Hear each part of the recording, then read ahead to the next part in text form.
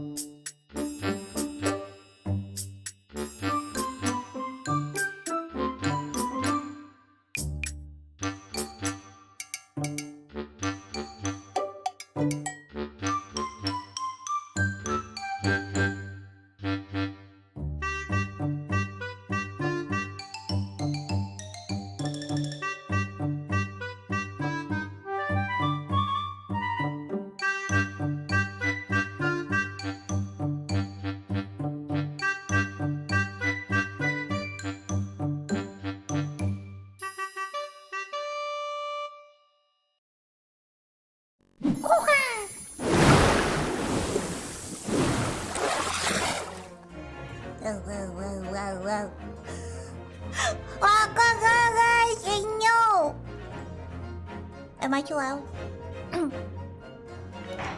Go. Going. Selamat pagi. I need to.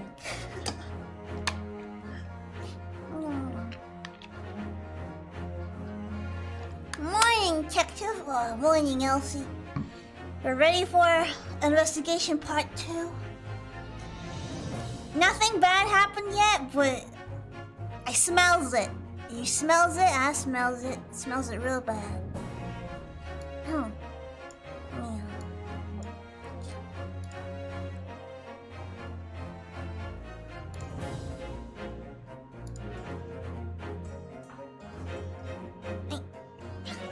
Cook.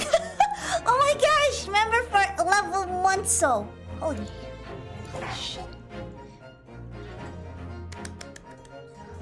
Oh, amazing. Right. Let's continue, and while we do that, I guess we'll try to conjure back on again.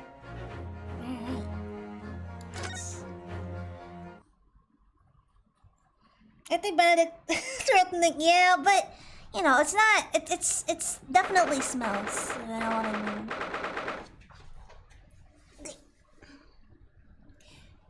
16th April, Baker Street.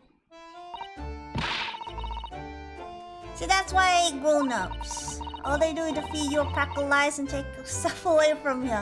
That's what you did. That's what you did.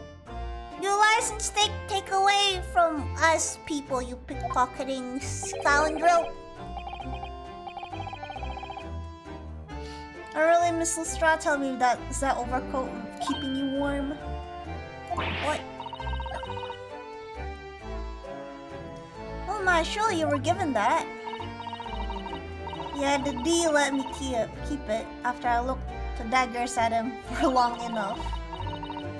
He went through the pocket and said, "Go on then, have it," before telling me to scrap her. Always pays off giving people a look like you ate them. Can't help the feeling that it's going to get you into serious trouble one day. Well, this seems to be a serious trouble.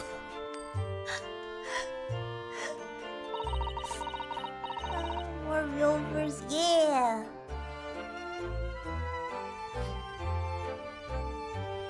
What I really wanted was that nice shiny disc, mind.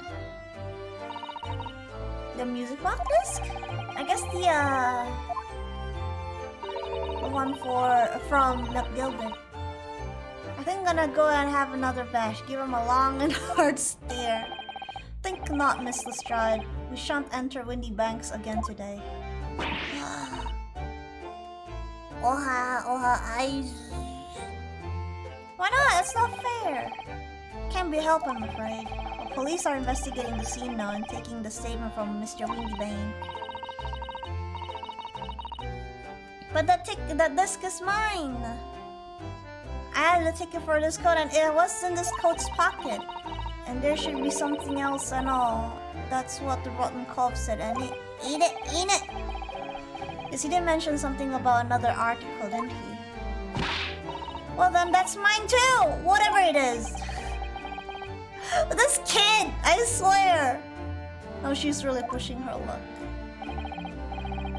Miss Lestrade, I think it's time to admit defeat. You've had your haul for the day. Yeah, and it's all your fault, Sholmes.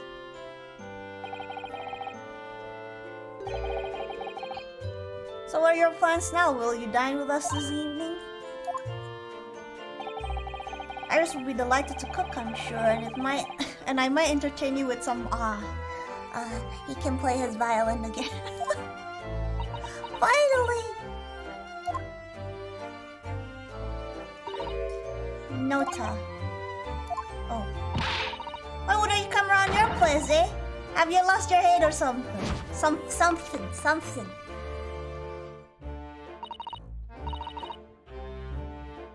My god. I love how it's just like a walk away. Oh dear, she gone. Having a revile on me quite unnecessarily, I might add. I can't help wondering if perhaps she might turn up anyway. Interesting. Once she had a chance to calm down, I think there's a good chance she'll decide to come. Maybe he's a little bit moody. Very well then, I'll inform Iris to set up a place for our potential guests at the dinner table this evening. Yeah.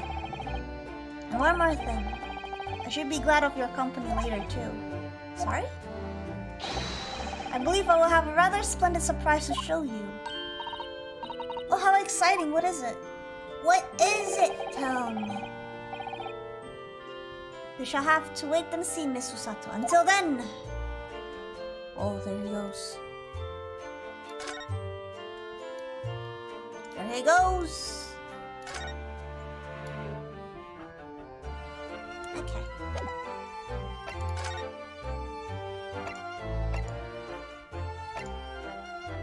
So we can't go there. Susato not understanding the point of surprise. Well, you know, everybody will be pretty excited.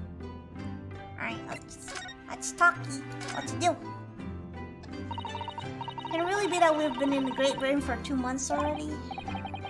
It's gone by in a flash, hasn't it? And what an English gentleman you trailed off there, Susato-san. I'm sorry, when I thought it through, I realized it's not at all true, actually. I simply don't feel any Britishness has really rubbed off on you. Nor you, to be honest. I mean, you're still wearing a freaking kimono, so I'm not sure about what to say. Well, that's obvious because...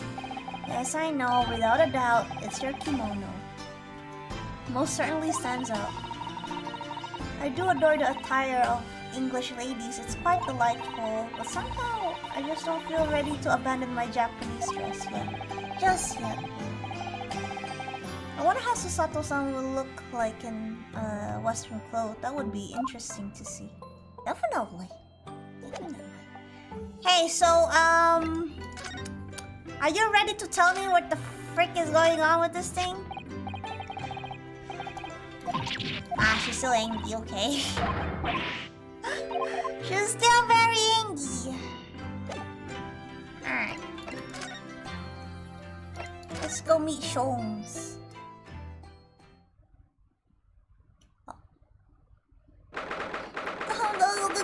cute.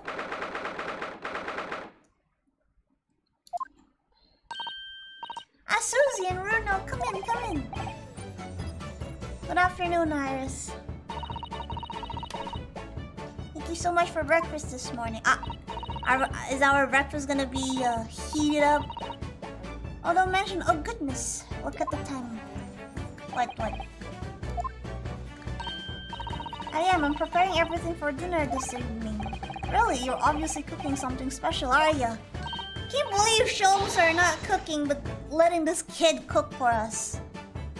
Oh yes, after all, we have a special guest joining us. Guess who it is? Come on. You'll never guess. Look at those little eyes of her shining. Precious. Oh dear, it is awkward when you already know the answer, isn't it? It's Ginny, isn't that exciting? Oh, what a surprise! Yes, that's a wonderful news. It's overjoyed. Can't wait to learn some pickpocket. No, you don't need to learn that. Professional. That does look like fun. I'm not sure that's entirely appropriate, are you? Oh, by the way, Iris, what's Mr. Sholmes up to? Oh god. Are we gonna get more emo Sholmes? Or Hurley? Oh, he's been like that ever since he got back. Hello, Mr. Sholmes. I beg that you won't speak to me. Sorry? I don't know who you are, but kindly take your leave. As you can see, I'm not here. Excuse me! I don't know how to respond to that. I do apologize when he gets like this. He's completely oblivious to everything. The fuck? Sholmes, what are you? Really, he behaves just like a child sometimes. Hurley does. Yeah, I can say. Mr. Sholmes and Iris have something of a parent and child relationship, don't they? Yeah, but in reverse. In reverse. Puggy, hello ganyo, Puggy. Yes, except that Iris is clearly the parent here. Come to think of it, I wonder where her real parents are. What's the matter, Runo? You haven't ever such a funny look on your face. Oh no, it's nothing. I know what it is. Why does this girl live here with Mr. Sholmes? You're wondering, am I right? How did you? She's so smart. She's so smart. Oh, Bruno, I can't read you like a book. Oh, this girl's dangerous. Don't worry, you can ask me anything. I won't mind. Are you sure? I don't wanna ask too much. So, by Ginny, you mean Miss Lestrade, the young woman from McGilded case 2 months ago, right? Yes, who also stole my experimental smoke grenade launcher. Although after that trial, I invited her back here and we had dinner together. And now we're best of friends. Are you sure? What a lovely tale. Yes, now if I bump into her on the street, she runs away as fast as she can. Are you sure she's not pickpocketing you? And I chase after her down the back. Interesting idea of friendship. Yeah, Naruho-chan. Very true.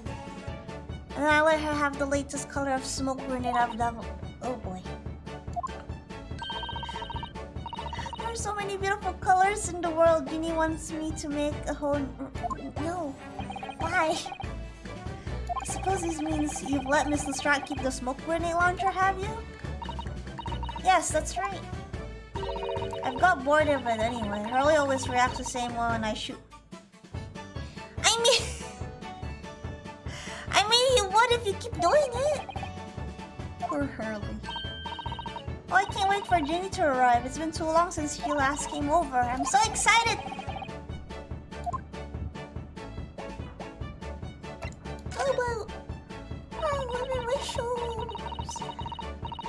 sure you have been wondering why is it that I live here with Hurley having. Well, it has crossed my mind that and where your real parents are. Oh boy, serious look. My mommy and daddy aren't with me anymore.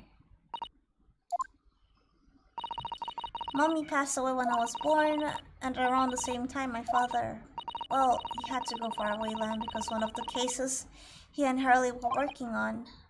Oh, wait a minute. Did you say he and Hurley? Yes, Daddy and Hurley were always solving mysterious cases together. Is that the real Watson? Did he mention that before? He wrote them up all in his diaries. That's what's the metal chest over there. Oh, really? He recorded them all? So, you mean it's true, Mr. Sholmes? Really did have a partner with whom he tackled some of his most taxing cases? Oh yes, I mean, it's always nice to have one, isn't it? So Mr. Sholmes' partner was your father? Exactly. Harley told me I wasn't allowed to look in the chest. But that only made me want to look even more, so I opened it up. And found your father's memoirs? Yes, so I asked Harley, who wrote these? He nearly was so much for, you know, keeping a secret that you looked at it. But then he told me that's when I found out that the author of all those accounts was my father. So Iris' father was Mr. Sholmes' partner. Sholmes. Okay. I practically lived with Hurley all my life. I was tiny when he took me in. So it came as quite a shock. And Hurley told me he wasn't really my daddy, I mean. Aww. Must have done. Wonder why Mr. Sholmes chose to tell you at such a young age. Hurley says it's because he wouldn't have been able to hide it from you. Well, having lived with Hurley all these years, you might say that his ways have rubbed off on me. Well, really smart though. I don't know about Hurley. There are some things I can just see. Especially lies. I almost know when people are lying before they open their mouth sometimes. That's scary. Can't lie to a little girl. Anyway, I was so fascinated when I read Daddy's diaries. That's what inspired me to write The Adventures of Sherlock Sholmes, actually. I would always assume Mr. Sholmes simply told you all those thrilling stories. I don't know, Hurley's hopeless. Of course, Sholmes are really hopeless. He forgets everything. As soon as he solved the case, it all but vanishes from his mind. Oh, I see. You know, Sherlock Sholmes' mind it's a mystery of itself. The other day it was so embarrassing. As usual, he totally forgot about the case he just solved. So the very next day, he gathered together all the people involved and proceeded to solve the case again! It was quite a shock for everyone. Say that again. Are you saying that he's a big bub? Probably. You share your father's surname, don't you, Iris? That's right, Wilson. That is Dr. John H. Wilson. Oh! I learned from his diaries that he's a doctor of medicines, you see. That's what prompted me to study and study so that I could learn to earn a doctorate as well. Holy damn. Iris' father who went to some distant land and is a doctor by the name of John H. Wilson.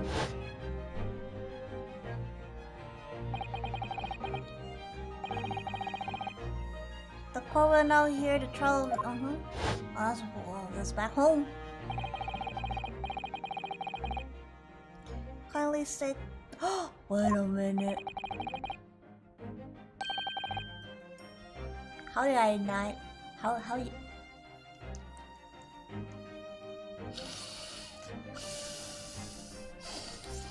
I'm gonna get a cocoa. Give me a bit. My.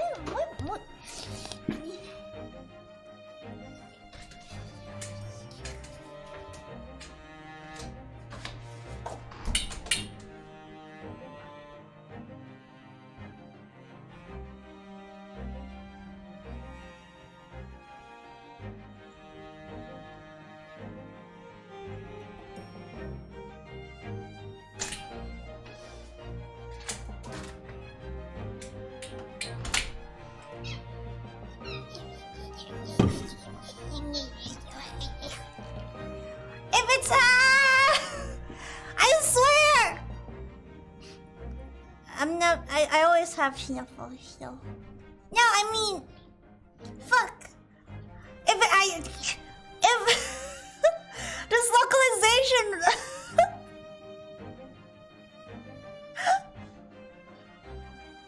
If this localization doesn't fuck me over and change Watson to Wilson, this could be John H. Watson, not Wilson. How can I not put that one into it?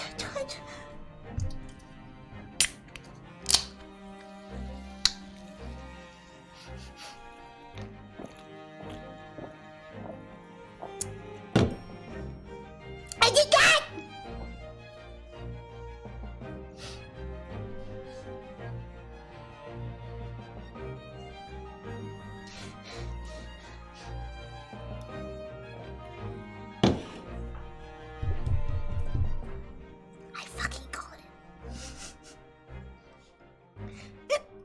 I swear, when I was reading Iris's statement, I was like, I bet the father is gonna be like a key or something that we're gonna meet.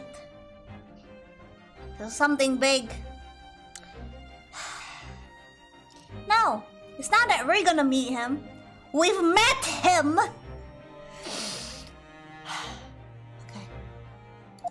Okay, calm down. It's okay. Calm the fuck down. Vio. That's right, visiting professor of medicine at Imperial Yume University. The man who, in the most bizarre of circumstances, just lost his life just before we left Japan. Miss Susato. Yes. Perhaps you shouldn't pursue this conversation any further at this time. I think that would be for the best. You sure? Well, he's back! Hi, Mr. Shones! You want my coca? No, you can't have my coca. Oh, my dear fellows, how good to see you. He's back! He's back to normal. Whatever did you not make your presence known to me before? Well, no matter now. So, how the devil are you?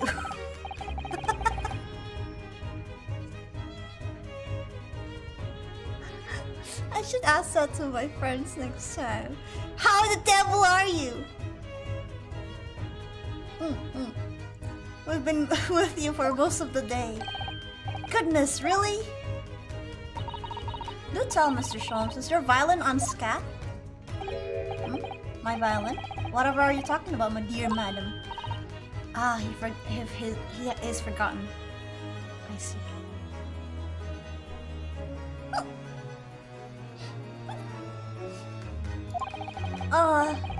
Never mind that now.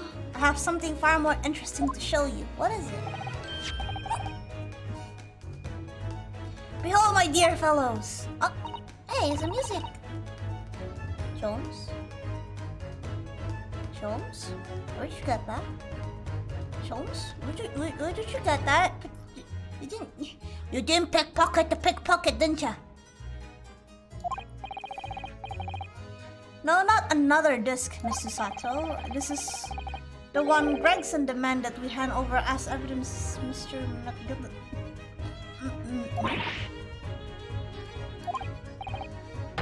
Then what is it doing here?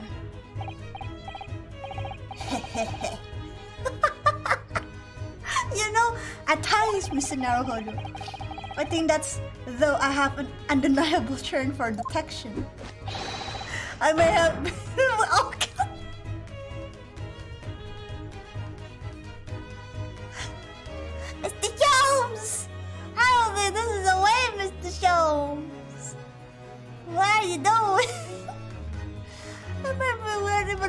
dapat larceny.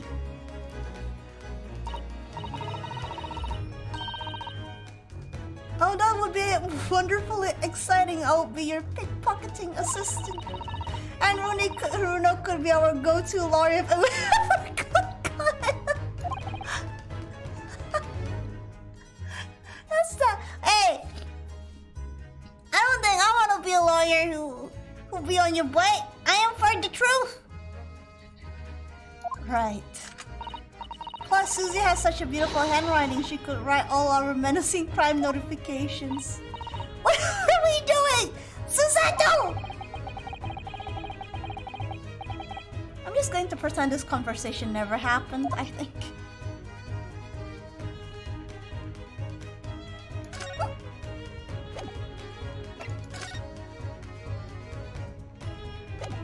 Okay.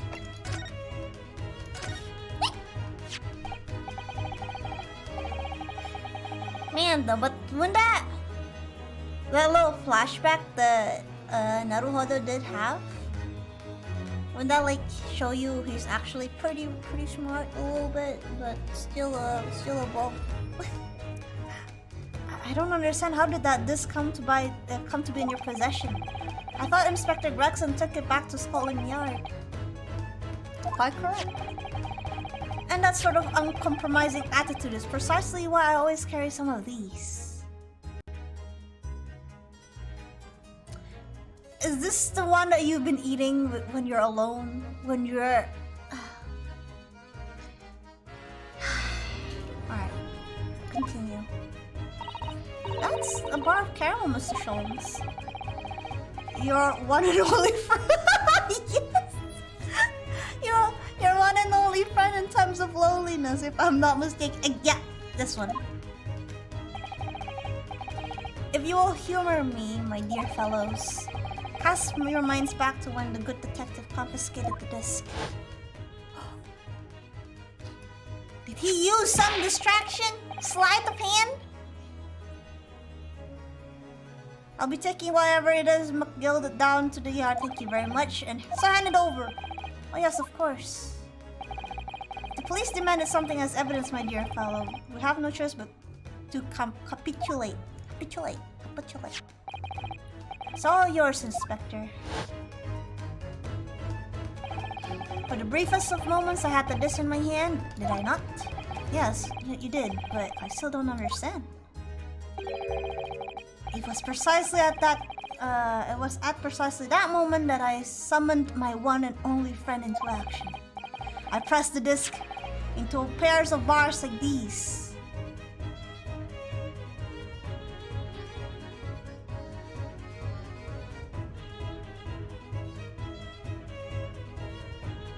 Are you fucking kidding me? Wait! You recreated it? That's amazing!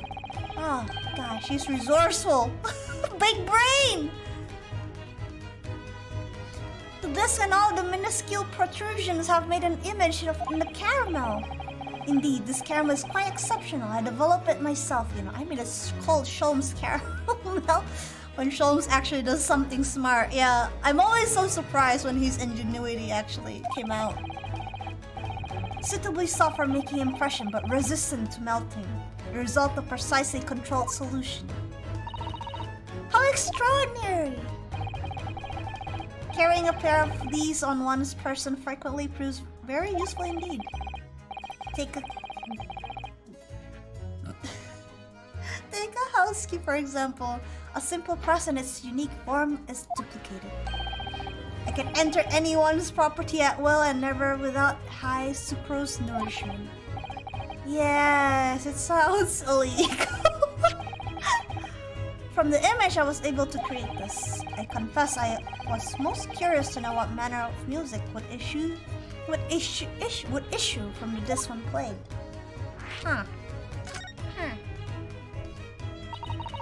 Do tell us then, Mr. Sholmes. What does the disc play? Do you have a music disc? You have a gramophone? Gramophone?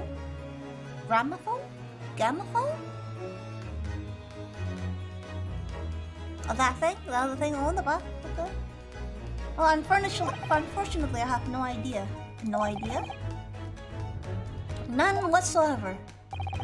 Are you familiar with the workings of a music box, my dear fellows? I'm afraid I'm not. Goodness, you don't know, Runo? Are we gonna have some? There we go.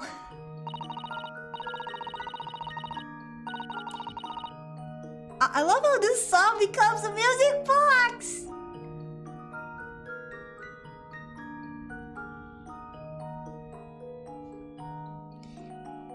Inside a music book, there's a special metal piece called comb. That's what produced the sound. The small protuberance pluck the different teeth of the comb and this rotate. Yeah. Looking at different notes. Yes, love music box tunes. Yeah, me too. Hello everyone. Hello. Welcome. The first music boxes to be invented was using a rotating cylinder with protuberance and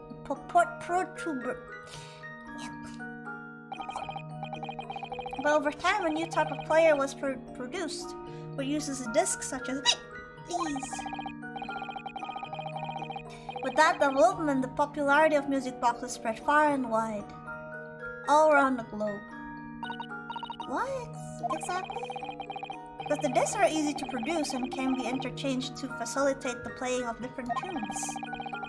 There are a great many firms in Europe now manufacturing music boxes as a result. Whoa! Protuberance.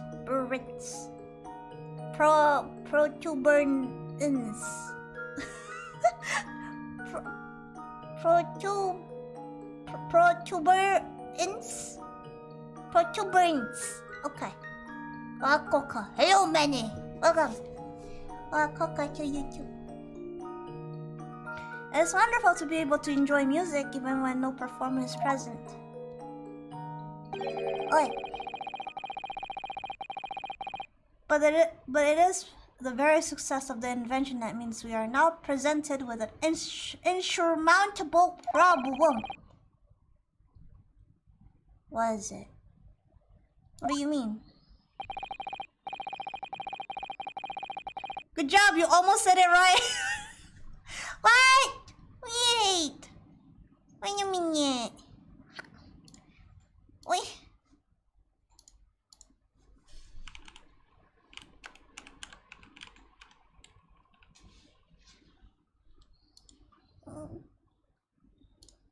Protuberance. Protuberance. Protuberance. Protuberance. Protuberance. Protuberance. Okay. She's looking it up now. I feel like I've been looking up a lot of words from this game. Every time I'm like, how do you pronounce that? I go Google. Protuberance. Yes. Okay. Moving on. As you may imagine, the construction of one's firm's music box does not match. Oh. Okay. Okay. And we have no way of knowing in which music box this particular disc was designed to be played. There is no resolution to this problem, I'm afraid. It's quite intractable. Okay. Learning English going powering up. Ah! I can only speak common English. Common conversational English. Oh no? Even in Indonesian, I can only speak conversational Indonesian.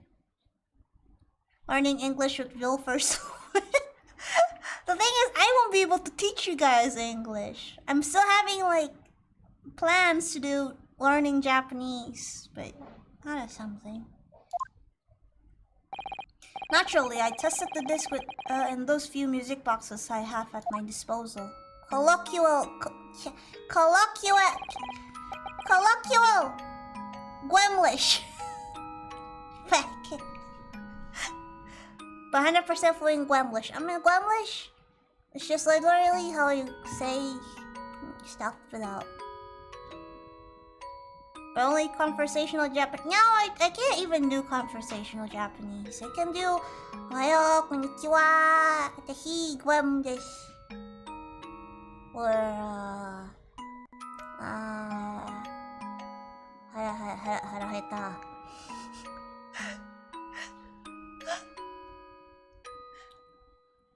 Hayo peko peko. I don't know. I don't know.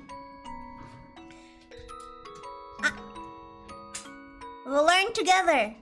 Are we gonna learn Japanese? Watashi Bgm desu kokag arigato. Kokaku dasai. I will look forward to Gremanese. Gremanese. Well, I'll think to doing it. Sometimes I forgot that I wanted to do Duolingo, but when we talked about it, I have to remind myself on my to-do list.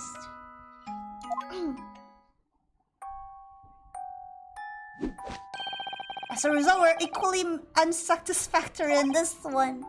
So, I am presently engaged in acquiring an example of all music boxes ever made in Europe.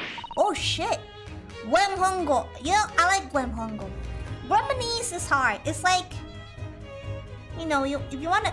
An East is hard, like... Indonesia... No, never mind. Peko peko.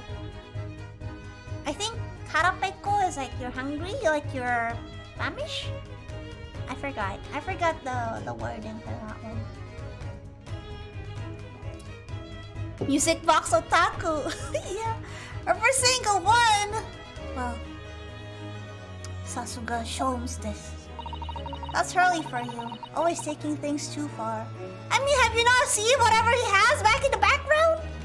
I wouldn't be surprised if you have everything of, you know, one of everything. But my dear girl, an unsolved riddle is quite repugnant for my constitution. But surely all the different types in Europe will amount to a huge volume of music boxes, won't it? Yes, that's certainly true. In worst case, I shall just have to ask you to vacate the. No!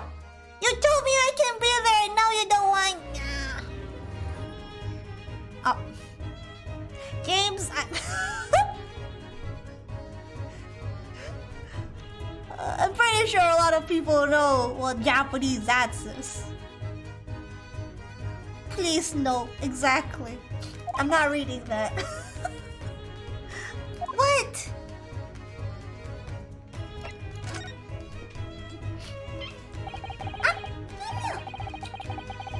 Oh shit, I forgot you can't.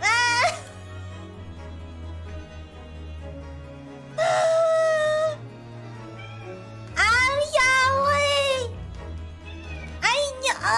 Gosh, I forgot to feed my cat. Or what did I come in? We're just talking about language, and then suddenly your bit text in the chat, so I'm not reading that. Also, hello, Afi. Also, excuse me, my cat needs to eat. Okay. Give me a bit. Okay, give me a bit. You Okay, oh yes, I hear you. Give me. Yeah.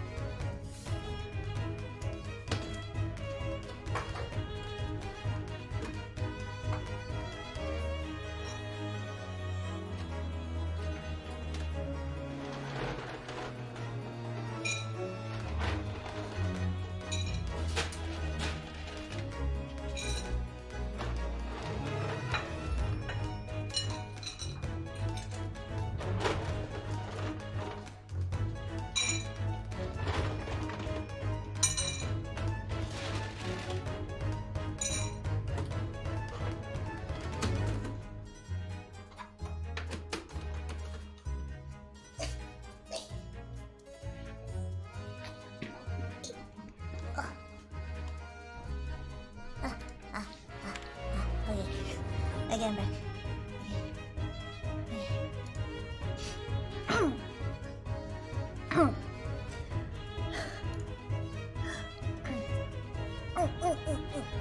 Cat's the real boss?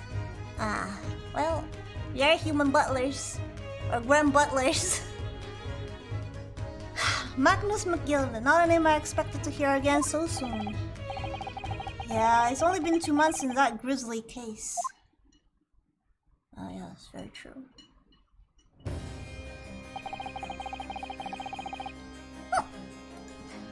Mr. McGilded perished within hours of the trial's conclusion. What is the curse of the Reaper? No one knows till now. The omnibus was reduced to a pile of ash, not a shred of evidence remained. And the man's death, the truth about the murder in which he was so intimately involved, was buried.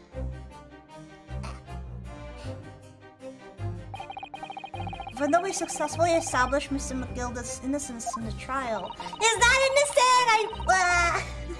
Welcome back! Thank you. Look at him, happily eating the food. The newspapers are still claiming that it remains an unsolved case. Oh boy, are we gonna solve it now? The murder of the brickmaker, Mr. Thrice-fired Mason. In the end, the truth of the matter remains a mystery. We still have no idea what really happened that night.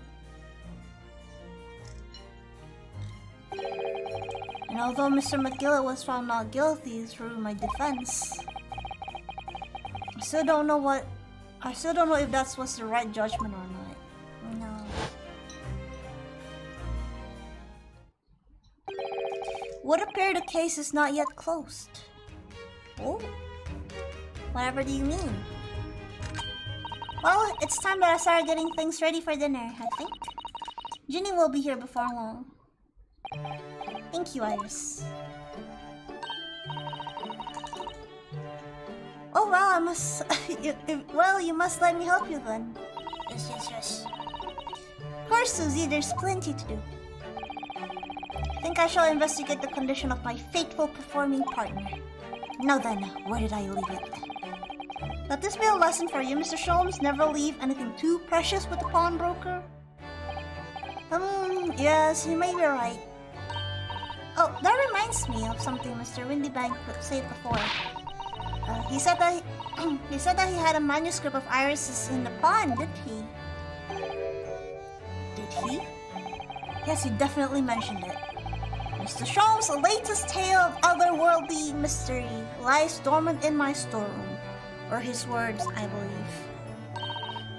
So you heard about that, did you? I expect you were as incensed as I was. Oh yes, the idea of such a wonderful story languishing in Mr. Windybank's storeroom, gathering dust, is horrible, I would say. My dear Madame, or Madam, I'm quite sure I told you already. The pawnbroker's storeroom is the safest place for it, more secure than a bank's vault. Are you sure? And what about your Stradivarius, Harley? Was that safe and secure? Well, there may be the occasional mix-up caused by a certain impetuous someone not too far from me. Yes, here's the man in question. Do you have any idea how long it took me to write that Baskerville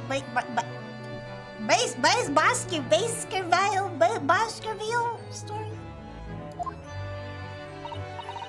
Oh, it sounds so exciting. The Hound of Baskervilles. Should love to read that. Oh?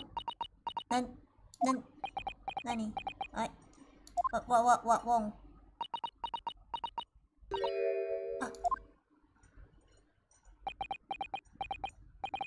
What's going on here? What is going on? Well, I'm reading! Oh!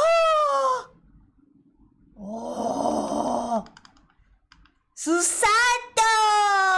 Oh! Oh!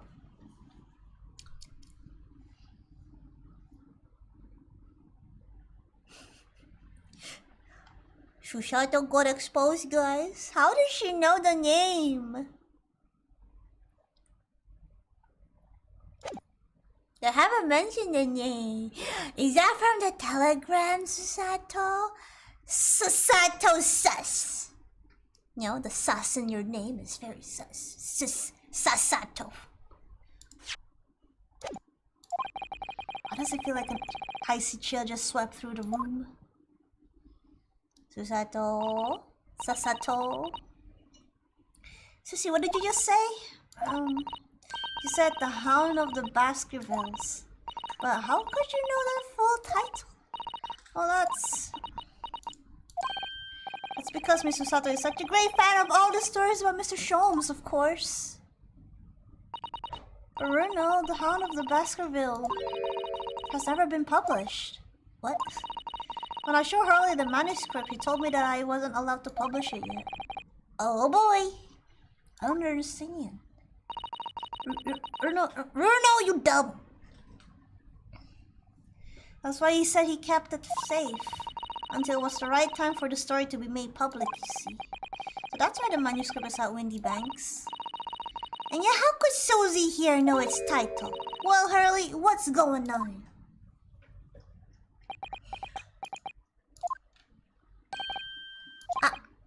Shit. Mr. Sholmes are gonna distract us with something else, changing that topic as usual. It would appear our guest has arrived. Miss Lestrade! This was a bad idea. I knew you weren't welcome. I'm going. Hey! Ugh. No, wait, Miss Lestrade! Come back. We've all been eagerly waiting for your arrival. Haven't we, Iris? The tension in the room was a little bit crazy. Oh yes, just wait there, Janine. We'll have everything ready in the jiffy. Come along, Susie. Right, of course. It's a pleasure to see you here, Mrs. Strad. Please make yourself at home. Don't stand in the doorway, my dear girl. Come along in. What say you to some medals? What is that? I won't take no for an answer. You know, sometimes it's so hard to read because, like, what say you to some? Some British stuff. Meddlesome it is then.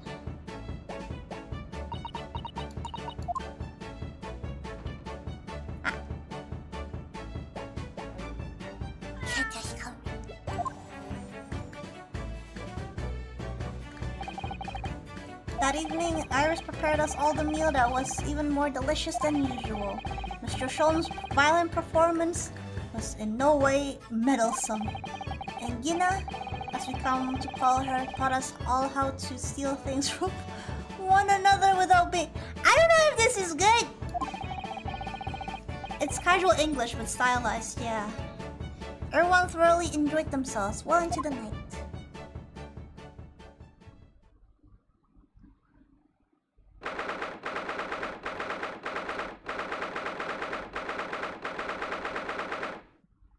Gotta be a real native to not get tripped up on it. Yeah, I'm not a native.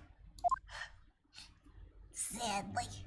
So, Susie, are you gonna confess? Confess. That was a very enjoyable evening, wasn't it? Oh yes, Iris' cooking was truly divine. And I feel as though I can still hear the enchanting strains of Mr. Sholmes' violin even now. It's enchanting. Best of all, I bet I could steal the classes of his lordship's face. Yeah, maybe don't.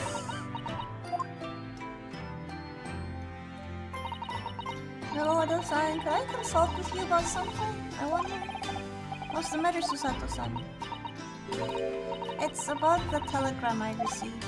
That one. The one that arrived first thing in the morning, I suppose. I've been summoned. What? Summoned? What do you mean? The telegram was from the Lord Chief Justice's office. Lord Strongheart was asked to see me. The Lord Chief Justice? When? Tomorrow morning. What? Then we have to start preparing at once. No, that won't be necessary, Naruhodo-san. I've been summoned Whoa, I don't trust that! Alone? On Earth 4. I have no idea. I suppose I shall find out tomorrow. Wherever it is, it's making me feel very uneasy. Oh, yeah. Knock a knock. Oh, who could that be, I wonder? Good evening, friends! Oh, Iris! Hello again. Hi, Iris. And Gina, too! Yes, Ginny's gonna stay with us tonight. She's going to sleep with me. Isn't that right, Ginny? Well, yeah. Oh, lovely. Let me make a pot of tea.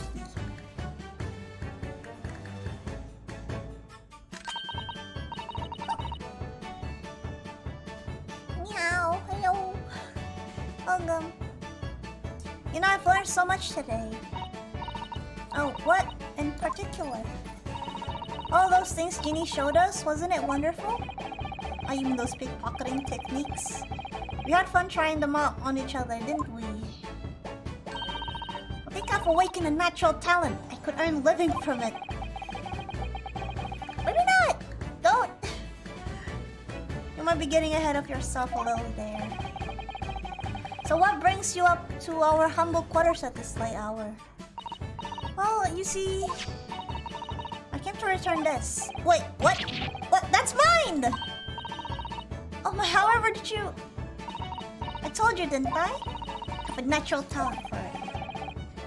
Ah, yeah, I've forgotten. Iris' literal is a genius. A child genius. She is... So anyway, here, you can have it back. Not that I really understand why you wear it, though. Oh, thank you. Alright then, good night! Yes, good night.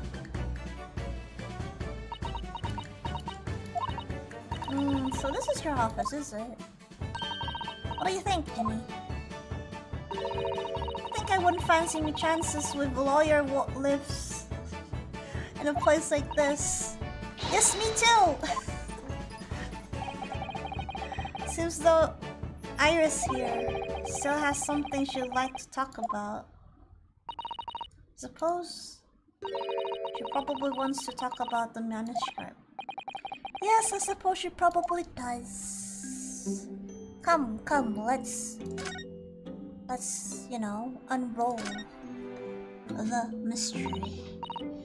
Iris, I suppose you're hoping to talk about the manuscript, aren't you? Aren't you going to tell me? I'm so sorry. I need a little more time, please. Alright, I understand. Hope I haven't made you feel awkward. How did you know anyway? Just tell us! Cause that's really sassy, Sasato!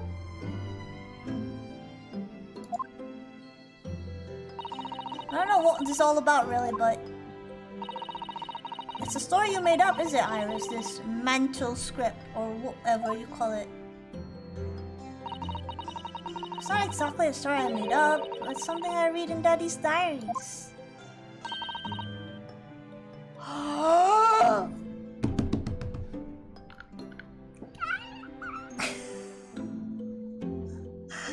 Wait a minute!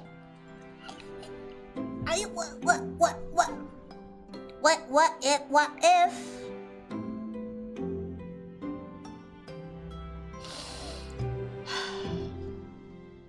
Okay, alright, I get it. Okay. That's right. I don't suppose I've mentioned it to you before, Ginny, but my daddy was Hurley's assistant once, his partner. Eh? They solve all sort of strange mysterious cases and mysterious cases together. Is that right, mister? Probably so. I was surprised as you are, though. And Daddy wrote all these details of every single case down, you see, in his diaries. So I study them and write my stories based on what actually happened. So, where's your... So where's your old man now, then? I really want Ginny to have pointy elf ears. He's so cute. Cute and... what do you call that? Smackable. Smack the face because she always steals and grumpy all the time. But she's adorable, though. He had to go away on an urgent business to a faraway land, and he'll be gone for a very long time. Well, I mean, the faraway land is probably not Japan anymore. You know? Oh, right. Come to think of it. I don't know anything about Gina's parents either. Perhaps I should ask her. Yeah, we'll ask her later. We can talk later. Iris, this Hound of Base Baskerville story. I think that is another tale inspired by your father's account. That's right. I thought it was fascinating. But it's different somehow from the other cases, I mean. Oh, how? I don't really know. But it must be special in some way. Because after I'd written it and showed the manuscript to Hurley, he turned as white as sheet. It was the first time I ever seen him like that.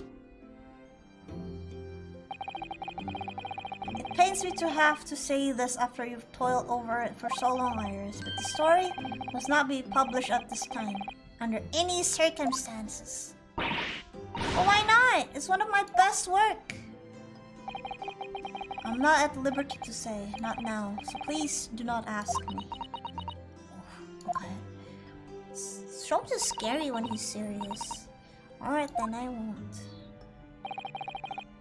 But I do solemnly swear that I will explain everything one day, Iris, when the time is right.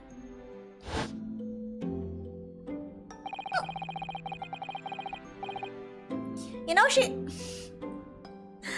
looks like Pearl!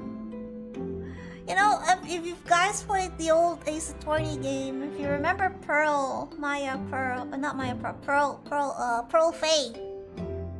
She has a little thingy too. And she is also a spirit medium genius. Oh yeah, right? Child geniuses. She puffs her cheeks all the time too, yep! I mean, they're precious. Probably because both are small children. Not only that, I mean, look at the hair. Look at the hair. Both are genius, talented. Right? Oh, Pearl! Well, she's just very smart. Observant. Adorable. That's how the manuscripts came to be with Mr. Windybanks, isn't it? Yes. Chloe said it had to be somewhere very safe. That's really what gets McGilded. That does is treating you like a child. It means that what it is keeping secrets like that. I'm sure Mr. Sholm isn't trying to be mean. Huh? He said he wasn't at liberty to talk about it. I'm sure there must be a very good reason. I'm gonna go sleep. Good luck with the case. Thank you, Elsie. Hope you have a good sleep. You're a lot too trusting for your own good. But you can't pull the wool over my eyes. Sholm is lying to Iris. I bet my life on it. What? Hurley's lying to me?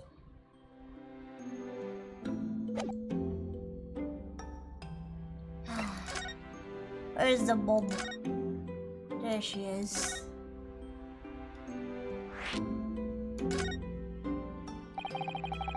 I realize I don't know anything about your parents, Gina. I ain't got any, have I? Never did have. Oh. Look at the East End full of orphans like me. No one wants nothing to do with us from the minute we're born. Not even our mums. We all stick together. The older one looks after the little ones and make sure they get by. So that's why you pickpocket. Nah. Diving's my life, I love it. Get a kick out of it every time I lift someone's pompous idiot's purse. And that's how you call it afford to eat. I'm like Robin Hood, ain't I? That's how I see it. No! Robin Hood share! You don't share. Oh, Gina. Hi, Vyo, I'm here to give bear hugs. Hey, thank you for the... okay, I won't call it daily bear hugs, but daily stream bear hugs. Yes. Thank you. I do think about it sometimes. 7 months of bear hugs. Zero, it's 10 months of bear hugs. What's wrong with you? Have you been hibernating too much, Mr. Bear? What would it be like to have a parents like me? I always thought to make everything right. But having listened to what Iris just said, it sounds like having parents ain't always easy either. Oh. I mean, if you know you never had them, you don't feel like you're always wanting to meet them. Hey, what did you say, 7 for me? I don't know, it says 10 for me. That's like 3 months off. How is it off that big?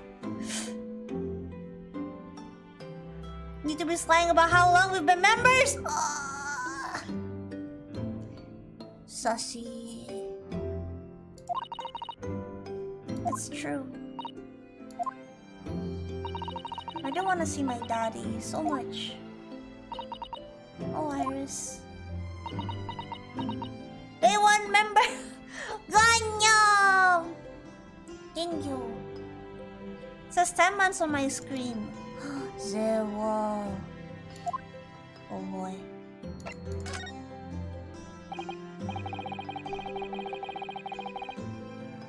You know, what did you mean when you said your parents, when you said that you know Mr. Sholmes flying to Iris? Well, he reckons he popped that manuscript or whatsoever, right?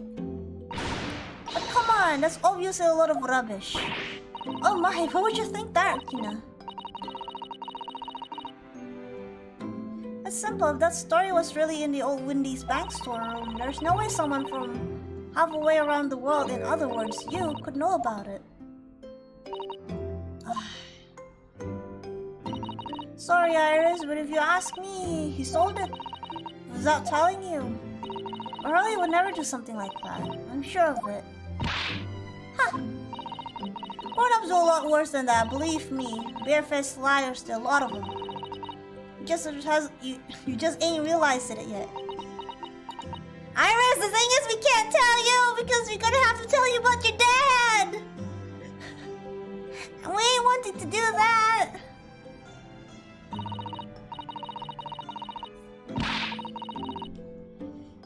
I'm telling you, the mental script ain't in Windows Bank. You'd soon see it if you had a look. And if you think you can trust him, I don't. That Sholmes is a liar, like the rest of them.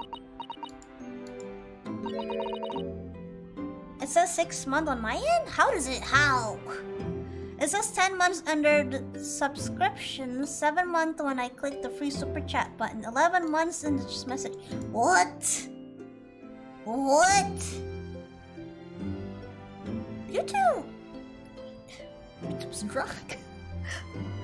If I'm honest, I have wondered if Hurley's telling me the truth sometimes. See? Oh, but I don't mean it that I think he sold it. I mean that sometimes I wonder if he might have hidden my manuscript somewhere I don't know. Even though it is wrong of me to doubt him. Don't be hard on yourself, Iris.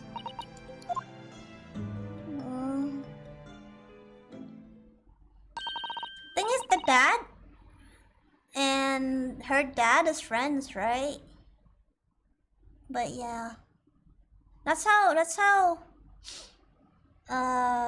Susato knows about the title. Come along, Ginny. Yes. And please don't mention of any of this so early, will you? No, of course not. Good night then, Iris. Good night, Gina. You must let me make breakfast for you tomorrow morning. I insist. Oh yes, please. I can't wait, Susie. Good night then.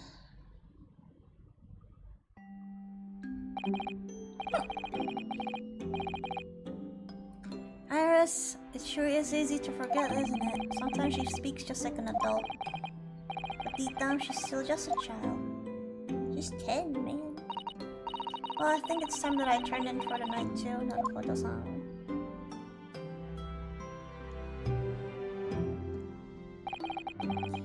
Dr. John H. Wilson. Now I remember.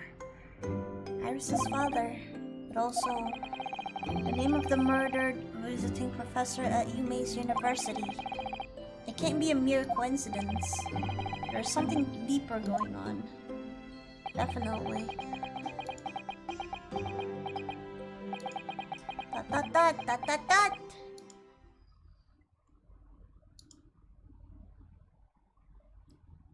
Mr. Very sussy about the whole Mr. Naruhodo! Mr. Naruhodo! That voice, that's Mr. Sholmes! What's going on? Oh, in the middle of the night? It's Mrs. Strad. She's gone. Gina? She was supposed to be sleeping in Iris' room, but her bed is empty. Well, she's an independent young woman. She probably decided to go home, no? I think not. From speaking to her before she retired, I received a distinct impression that she was looking forward to breakfast with Miss Susato. No, I don't believe the girl has gone home. I've been waiting for over an hour now. Over an hour? Oh. If you'll indulge me, look out the window, my dear fellow. What's this about? Oh god. Hi, hello!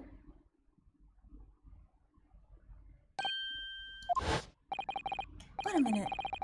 Why is she so loud at this time of night? That's Mr. Windybank's pawnbroker. Mr. Windybank? Oh no. Simple, if that story was really at Miss Woman's room, there's no way someone's...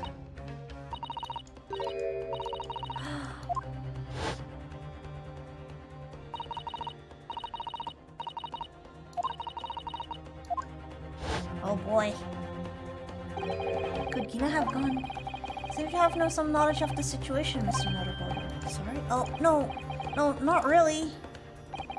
Well, anyway, we must investigate. At once. Mr. Sato!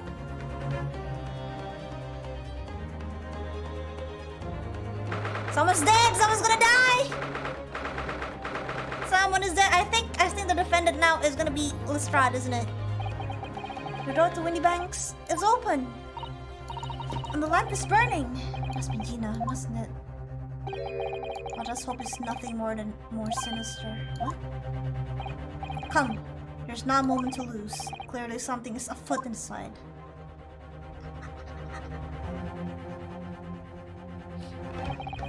Oh no! Oh yes. Don't say oh yes! There it is. What the fuck? Mr. Shows! Leave me, Mr. Naruhodo, but after them go!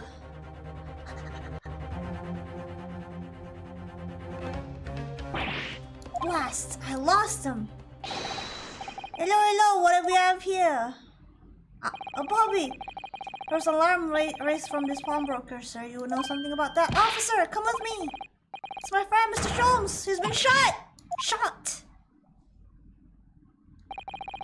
With the policeman close behind me, I ran back to Windy's bank.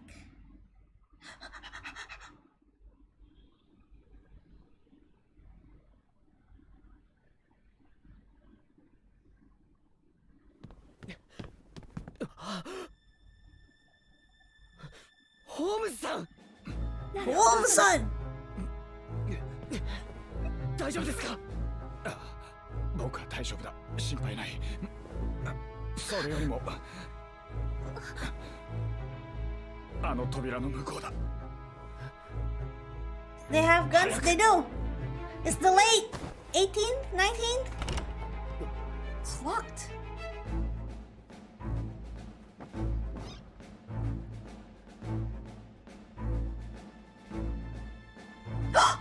There he is!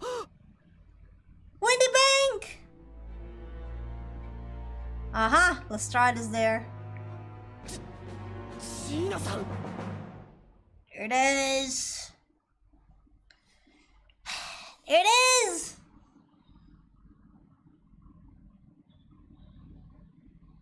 That's a very fast second part. Oh, and the third part now? Because we can't go trial now. Yeah, it is part 3. Okay.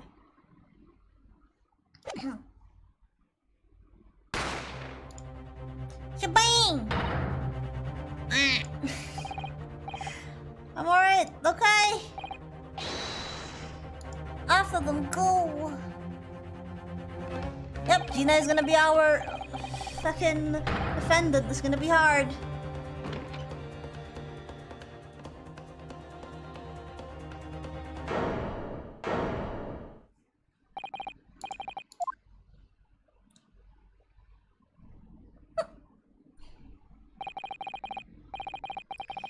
From that moment, Windy Bank's prompt brokery became a crime scene. Everything that followed happened in the whirlwind of activity.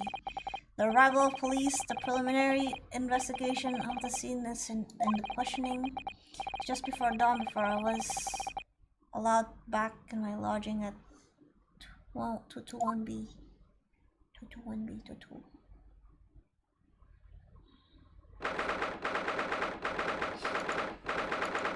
Naruhodo's legal consultancy. I wish.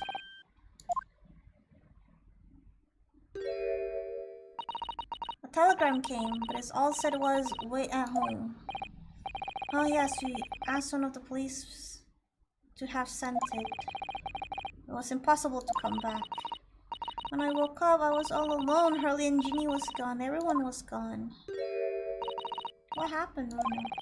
Poor Irish is trembling. No. I'll explain everything that I know. Something awful has happened, hasn't it?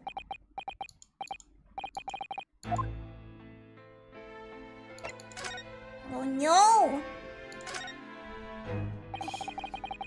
I'm sorry to have to tell you this, Iris, but Mr. Windybank's dead.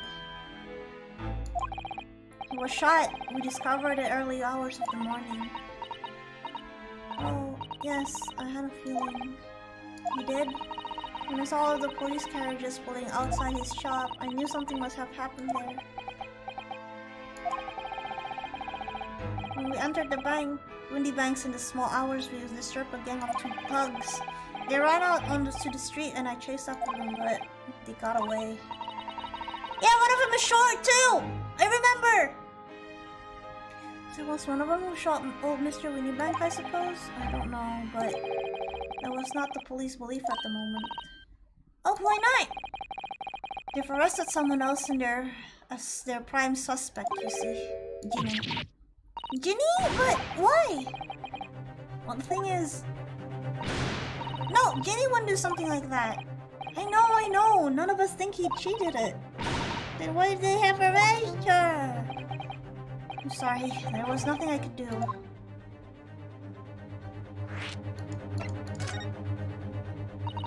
So where's Hurley then? Is he still investigating the scene? He really ought to have some breakfast. It's not good for him to miss meals. This is gonna be hard for her. I don't want you to worry, Iris, but I have some news about Mr. Sholmes. He was taken to the hospital this morning. What? Well, when we entered Windy Banks, a gun was fired and he took a bullet. Hurley? He was shot? No. It's alright. His life isn't in danger. Really, are you sure? Where is he? Which hospital? He's at Saint Sinner. They're tending him there. I must see him at once. I'm sorry, Iris, but you can't. Why not? That's not fair. I'm a family member. I should be allowed. No, I mean nobody can see him at the moment. He's not allowed any visitors. They're preparing to operate, you see. To operate? Poor Hurley. Oh no, my Hurley. Our Hurley. Was the two thugs who were in Mr. Windybank's shop. They shot Mr. Sholmes when they disturbed them, you see. It was pitch black inside the shop at the time. My mind went totally blank, I'm afraid. I just froze.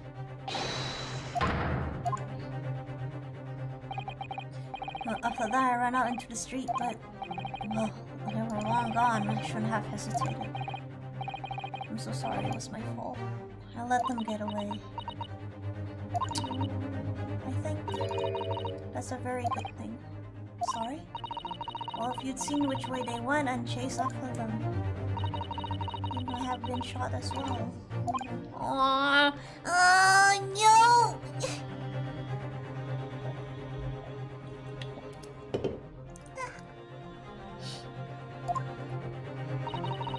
On top of everything else, I couldn't bear that. Oh, Iris. I wanna hug her so bad! Where's Susie, Runo? She's still at the police station. Oh, why? I expect she's still being questioned. The police said they wouldn't be finished for it for a while. Why aren't you there then? Well, I didn't get a good look at the criminals anyway, so they weren't questioning me for long. And Mr. Sato stayed behind at the scene to tend to Mr. Scholl, so they didn't get started until later. Ah, I see. Besides, one of us had to come back to our own. She's still a kid! Even though she's smart. Ugh. I can't! I'm glad Inspector Gregson agreed to me leaving early. I should have let me know and I would have come to the station. No, you stay! I don't understand why they arrested Ginny. That's not fair. What about the two thugs that were at the scene? Why aren't they the prime suspect? After all... they shot Hurley dead, didn't they? No! I mean, Mr. Sholmes isn't dead, Iris! Ah, this is so horrible. The thing is, Mr. Windybank was found in the floor in the storeroom where he keeps all the deposit articles. And the storeroom door was locked from the inside. I see. But he wasn't alone in there. Ginny was found right next to him on the floor as well. And according to the detective who investigated afterwards... don't tell me, there was no one else in the room? Yeah, exactly. How did you know? That's the only explanation. Yes, the only explanation indeed. What do you mean by that, Runo? Well, what can I say? I'm damned if I agree, I'm damned if I don't. It's tough. I'm afraid I need to go out again now, Iris. There's not much I can do at the moment, but I can at least try to find out how Sholmes and Gina are getting on. I want you to go to... take me with you, Runo. Oh my gosh, we have a little sidekick. You can just stand here and just waiting. I'm not sure how I feel taking a 10-year-old child to the scene of a murder. But I don't want to leave her all alone either. Alright then, Iris. Perhaps you can help me? Oh yes, I'll love to. Gina's in the prison. Mr. Sholmes is probably in the hospital bed.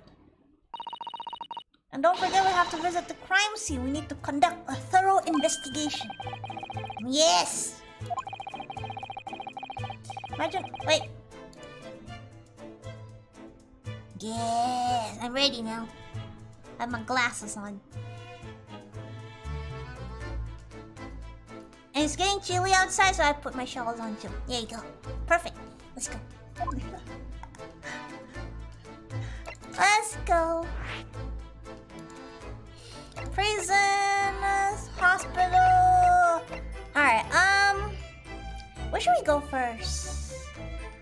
we go first?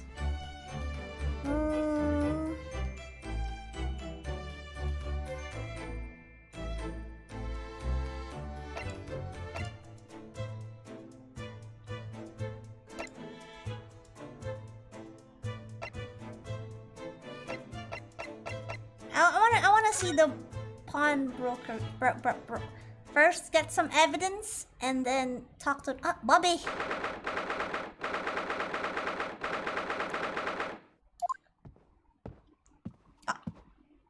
my gosh! This is where it happened then, last night. That's right. The two thugs I told you about were obviously ransacking the place looking for valuables. Are they? Wait, apart from the policeman here, you wouldn't know anything that happened. There's no sign of disturbance. No, you're right about that, actually. In fact, if anyone is the police who seem to be the ones doing the ransacking. I know what you mean. They're like a gang of organized criminals, all dressed in black, including me! Should we go for breakfast first? Couldn't investigate with clear mind if stomach's empty. Well, my stomach is not empty. I got myself some mee goreng and some coca. Well, I have my coca here still. But I eat mee goreng already. Oh, I hear that. Greg's son! Greg's son! Inspector, good morning. Suppose I ought to thank you for your vigilance last night. We got to the scene of the crime before it was disturbed, at least. Shame you let the two rogues get away, mind? Yes, I'm sorry about that. I thought you would assign extra men to beat around here, Grexy. Now look what happened. Hurley's been injured because there weren't enough police on duty. Your ladyship! No one told me you were coming!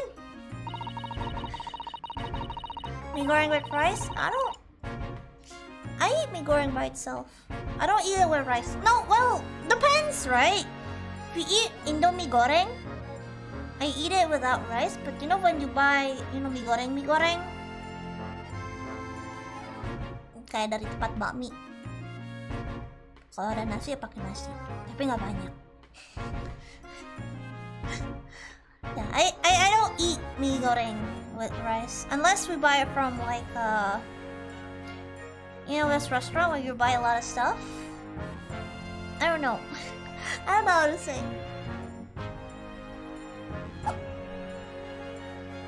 I expect you to take full responsibility for what happened to Hurley, and he has the very best medical care. Of course, your ladyship, the best doctors in the capital are tending to him as we speak. I wonder why is he talking to her like as if she's higher than him? And I don't think it's Runo's fault that the rogue managed to get away, is it? Chasing criminals is police's job. Absolutely, your ladyship. As you say, ma'am, as you say. He took his hat off. Oh my gosh. The gents in back is totally blameless. Everyone's in agreement about that. Would you believe it? He's a completely different person with Iris. Talk about personality change. Oh, where are the many manners? Are you thirsty, your ladyship? Perhaps you like some juice?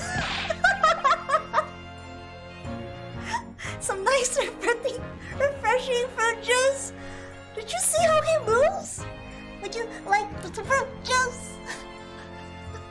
Would you like fruit juice? Yes, sus. Oh, why? Are you thirsty, Grexy? I have some of my special herbal tea with me if you like some. Glug, glug, glug, glug.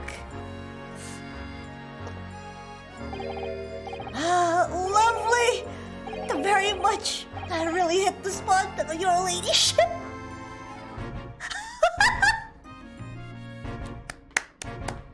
Look at his face! That is precious. Maybe she's related to a nobility. Ooh, I don't know.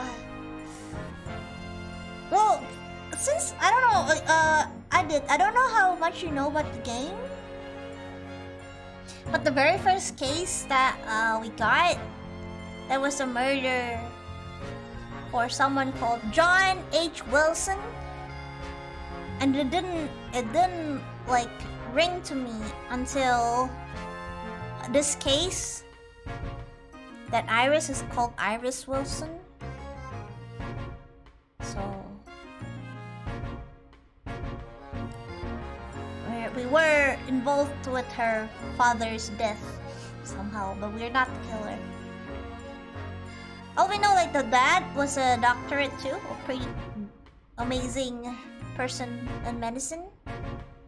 And that's why she's been learning medicine too, like her papa.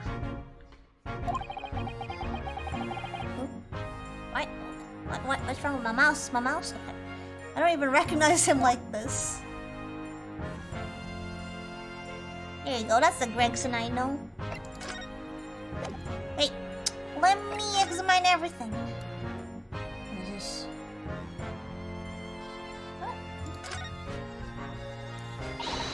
Alright then, let's see what we can uncover. Oi, what do you think you're doing, Sunshine? You can't touch anything in here.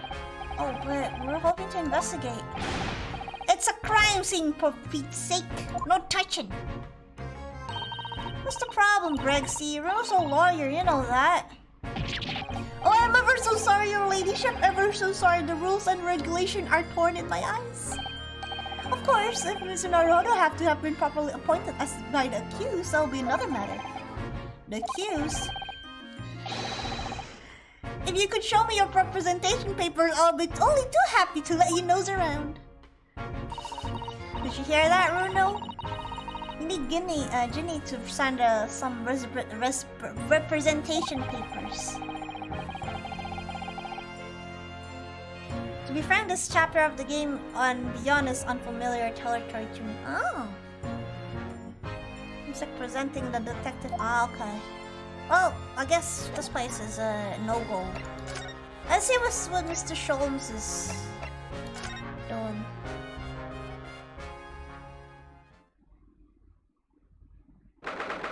That's a not really good-looking hospital bed. Greg, see, you told me he's been taken care of. Hurley! Oh. Oh.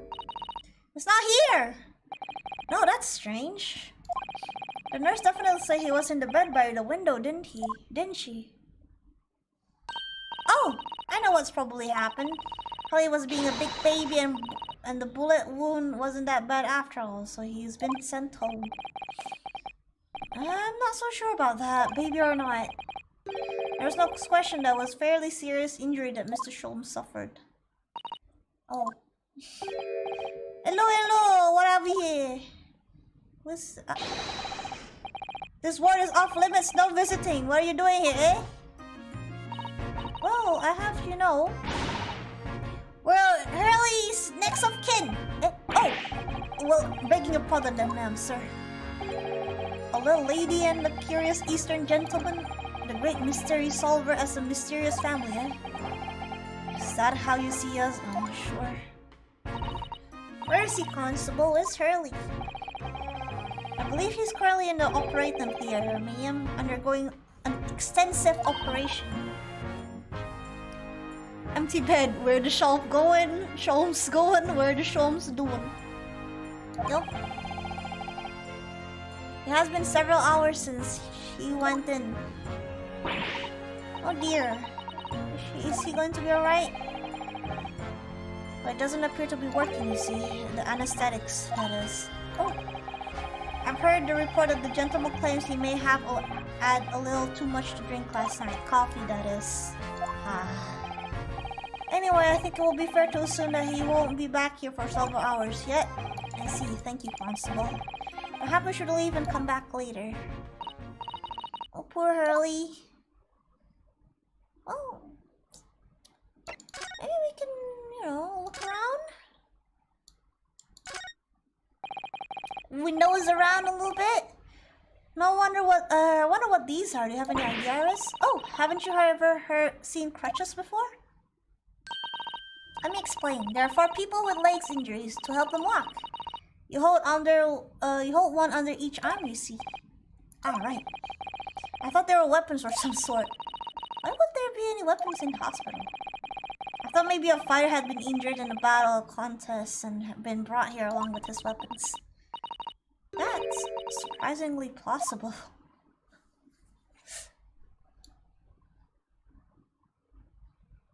Oh, there's nothing else we can see, huh? No, Yeah, nothing out of the ordinary. Alright, let's go talk to Ginny. I bet Gina doesn't want to talk to us, and then I'm gonna have to convince her that you have to trust us adults. You know what I mean? Because you know how she is. Here she is. Hey, you know.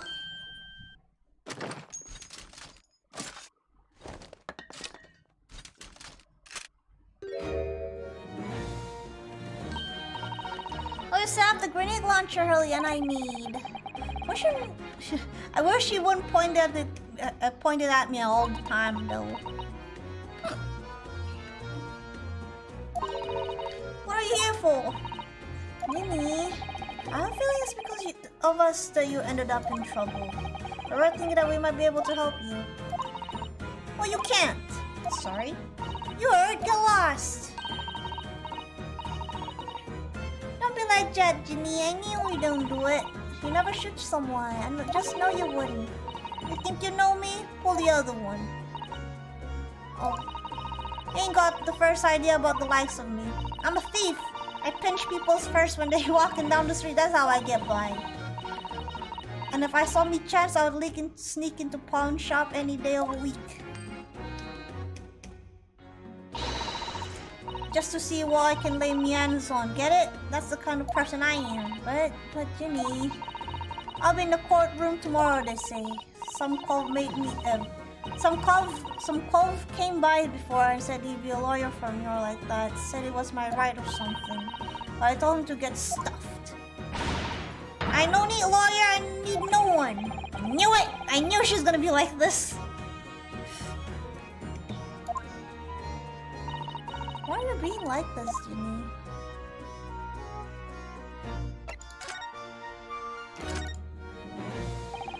I don't understand, Gina. Why did you send the public defender away? You want me to sign some papers, representation paper or something like that. It's gonna be rigged anyway, the whole trial. They'll pin it on me because I'm a kid. That's what grown-ups always do. Why do you think like that? Because that's how it's always been for me, growing up in back slums my whole life.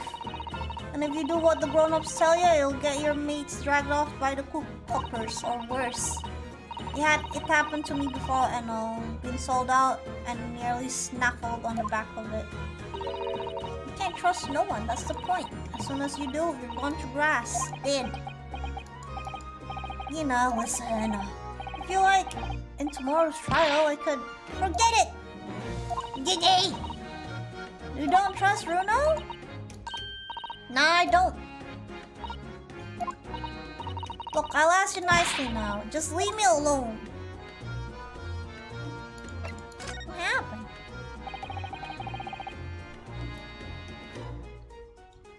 Will you tell us what happened, Gina, last night at the pawnbrokers?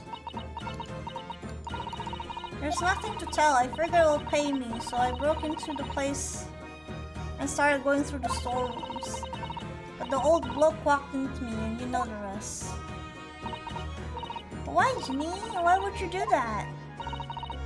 Ain't it obvious the place is full of stuff I could sell for shillings or two? Living ain't easy, you know. It's a lot of work, and half the time you don't even get nothing. Not really why you broke into the place? What? Are you sure the true reason wasn't something else? Well, give it a rest. It won't disappoint me anyway, eh? Nothing I could say would make a blind bit of difference. Please tell us, Ginny. We'll believe you, whatever it is. Believe me? Don't be daft. You can't believe nothing. Everyone lies all the time. And you know what? When it comes to liars, I'm the biggest of the lot. I've told some unforgivable lies, I have. When What do you mean by that? What unforgivable lies? Man, if this is like the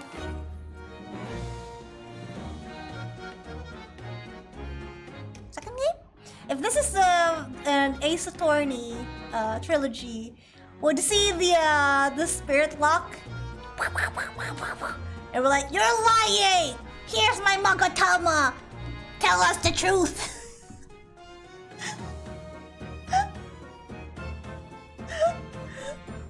It's gonna be chains! And her heart has been locked away! Sorry, I'll continue.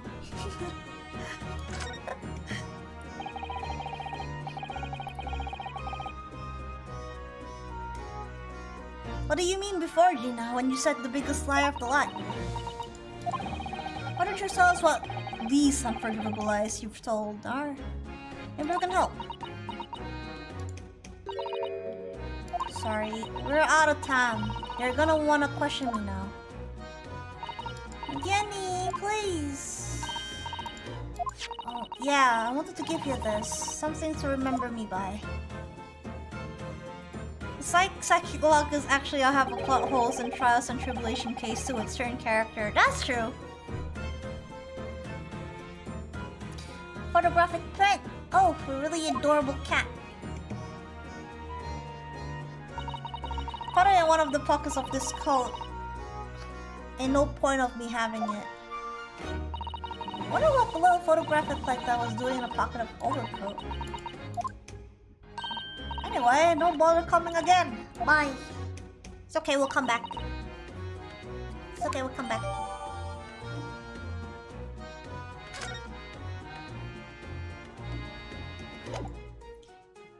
Alright, you know what time it is? Shove our armband.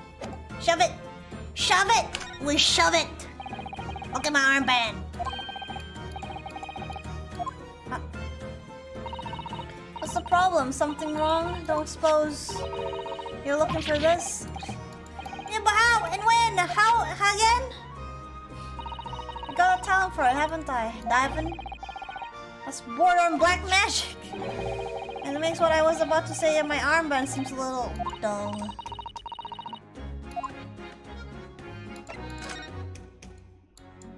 Waya! Waya! Waya! Waya! Waya! Waya! Waya! Look at the back of this print!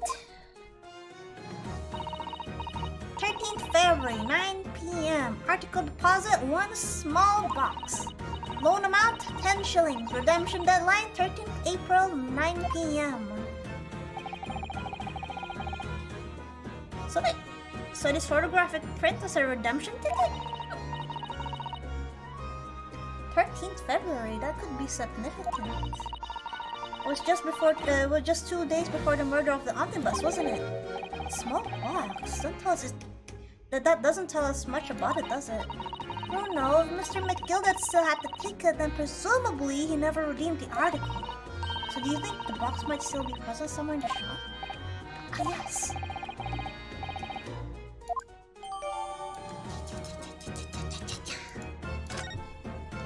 Oh, we can't go anywhere. We were forbidden. Wanna talk about this? No chop. Fine. Small box. Is it a music box for this? If it does, it would be. Oh my gosh! Because he's been. Okay. Wait.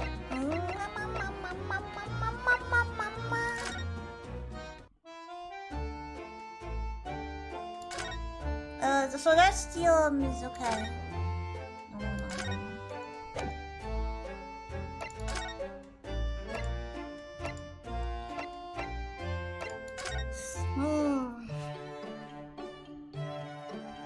So there's nothing here, right?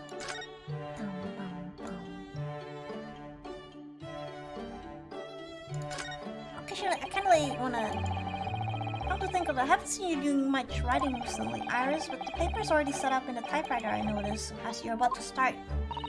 I'm a little bit stuck for a new story idea, actually. Oh, you could consider using What Happens with Mr. Natsumi, perhaps?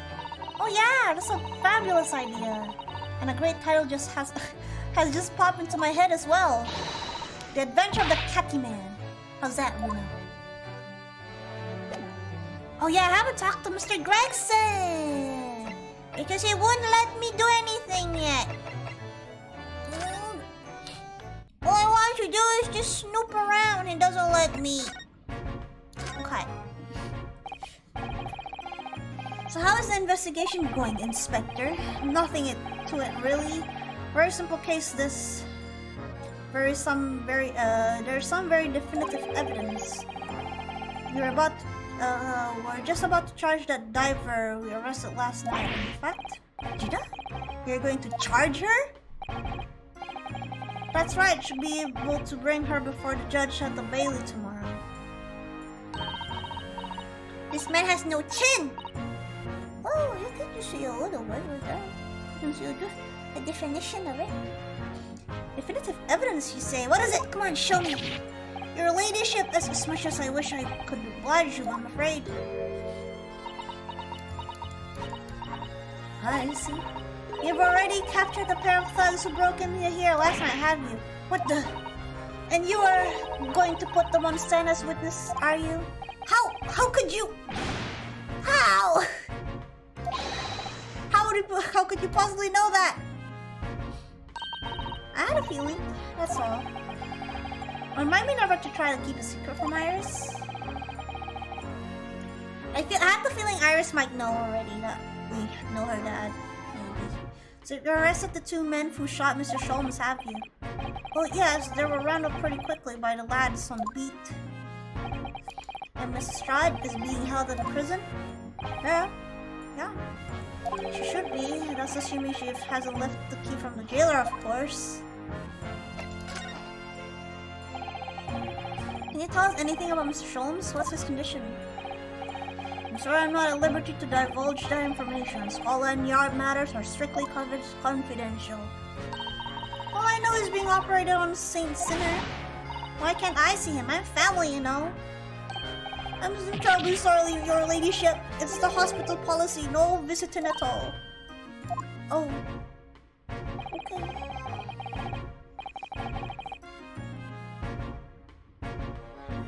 The boy must have hit an artery in his midriff. He lost a fair bit of blood.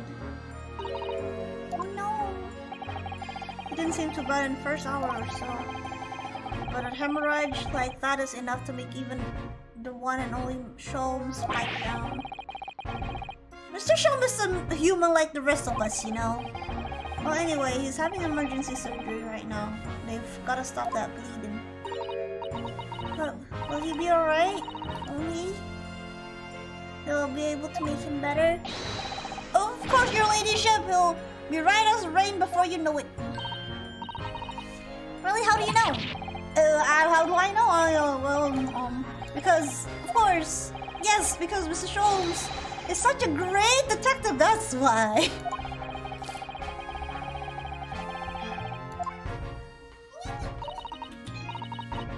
No. Yeah, I hope he doesn't die. I'll report to your ladyship at the moment I hear he's out of your operating theater. Your ladyship? I couldn't help noticing, Inspector. What? Out with it, sunshine.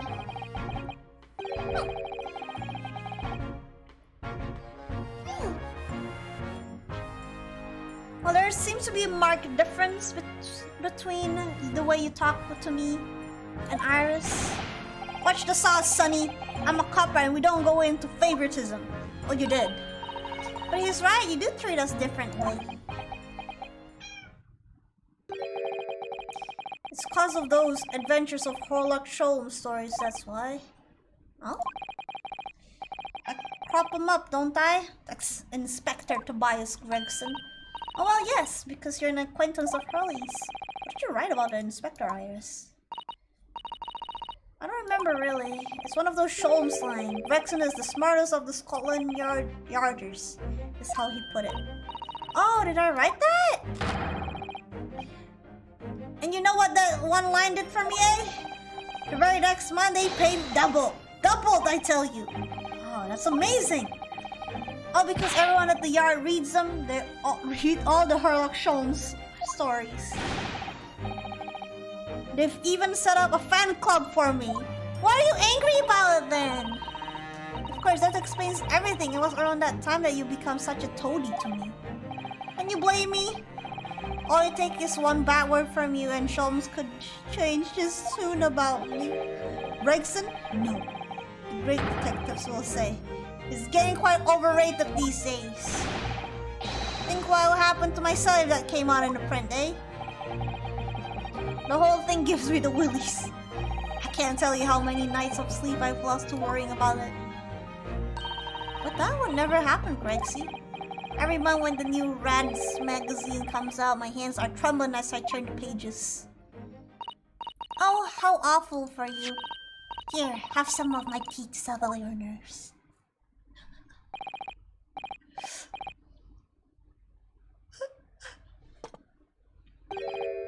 How lovely! Too very much. Teetotal. Oh yeah, there's something I supposed to talk to you actually, Mr. Nonomo. Yes, what is it? What an important message for you. I clean forgot about it until now. Important message? I wonder what it could be. Is it Susato? Henning.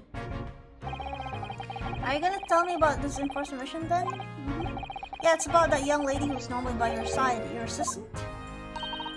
Dear Susie, is she alright? She's at the station, isn't she? Being questioned, I believe? Nope, not anymore. She had to head off. Head off? Where? The Lord Strongheart's office, of course. He summoned her. Ah, yeah. One of the whipstock took her there in the yard carriage after we finished questioning her, but she asked us to tell you she didn't have to fare for the return journey and go meet her there. She got a nerve using Scotland Yard's as bloomin' message service. I see, well thank you for passing that on, Inspector. What did Susie have to go see the Lord Chief Justice? She didn't tell me. Better head off to... yeah.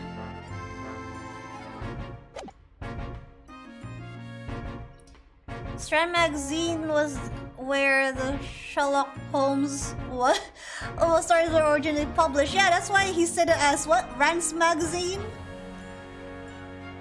Where is it? Yeah. They just put the SC here. Rants. So it's like strands. It's really cute. I like the whole word switches. Funny.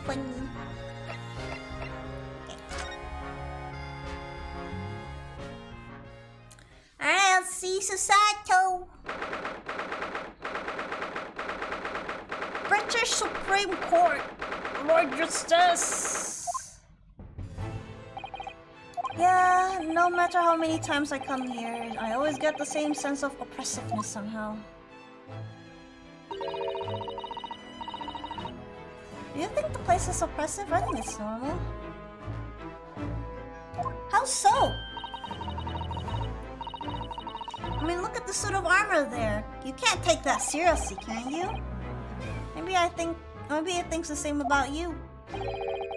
So everything is clear regarding tomorrow's arrangements, I trust. Yes, thank you very much. Hey!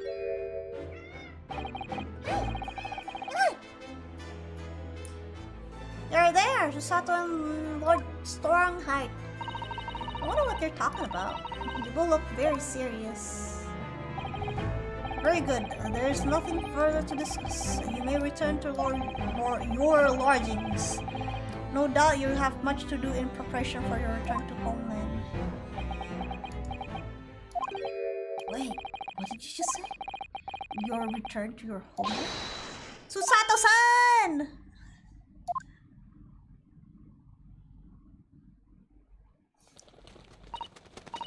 Mr. Naruhodo! Hey! What's that all about? Ah, Mr. Naruhodo, thank you for coming to collect your claim. What's this all about? Were you talking about Miss Susato's return to her homeland? And tomorrow?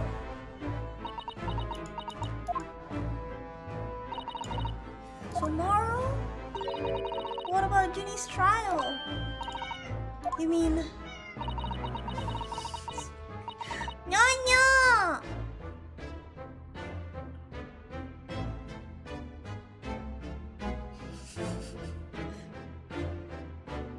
She's been formally charged now, dear.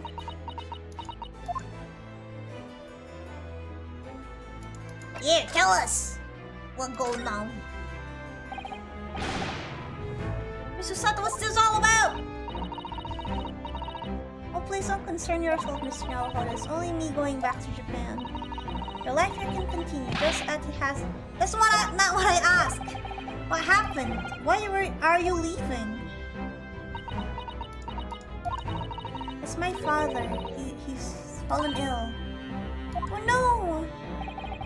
Professor Mikoto ba? If I may... You must be the defendant, Inosuke Naruhodo, I believe. Oh... Eugene!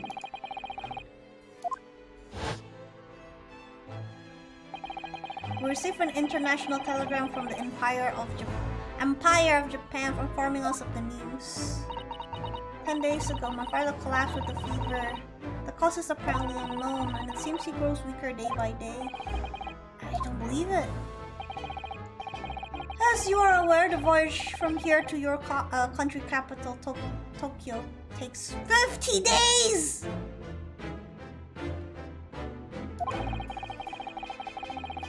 I thought it would be prudent to hasten Ms. Susato's departure as much as possible.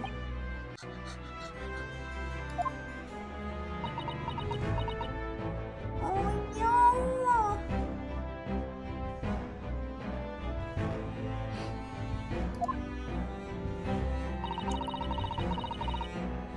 But what about assistant? We need you!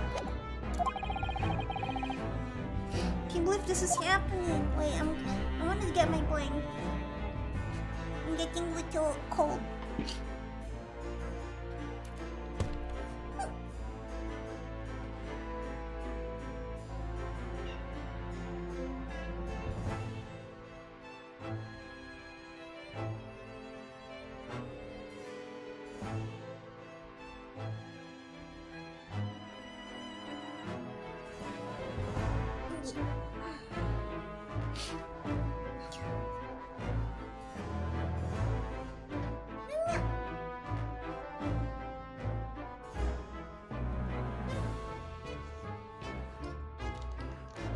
Okay, I have my blankie.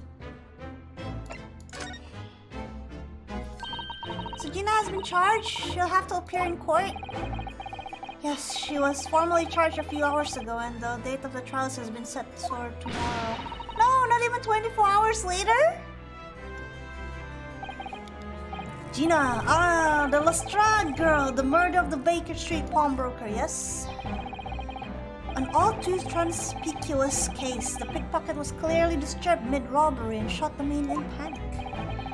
Now the yard is overstretched as it is without wasting the time on these open and shut cases. You know what he reminded me of? Damon Gant.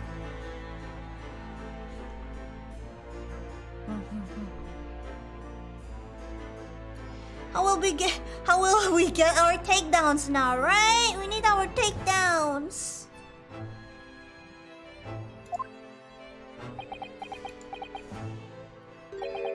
Mr. Naruhodo. Yes, Lord Stormheart. In defense of your fine service today, I shall overlook this young girl's insolence. Whoa. You know what? He does look like Damon Gant.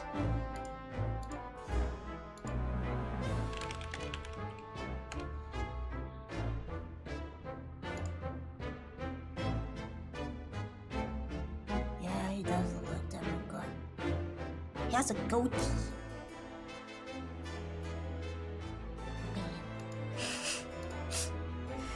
But I have no recollection of admitting a child into my office. Leave right now. Of course, Lord Stormheart. Criminals will tell the most palpable lies in order to evade justice. The police can ill afford the time it takes to unravel all their untruths. Meanwhile, more crimes are perpetrated. We have far more serious matters with which we're to contend. Serious matters. Gregson mentioned something like that yesterday. Yes, Inspector Gregson made similar remark yesterday. It's no concern. Wait a minute! It's about the Palm Brokery's thievings, right? Was it the two thugs from before? Yes, that's what I was trying to recall. Who he was. He's just a tad less charming, but Gant is more intimidating. Yes, Demon. Like, look at him. He's scary because of the whole backlight, right? This whole face is kind of dark, but Damon is a chunky man.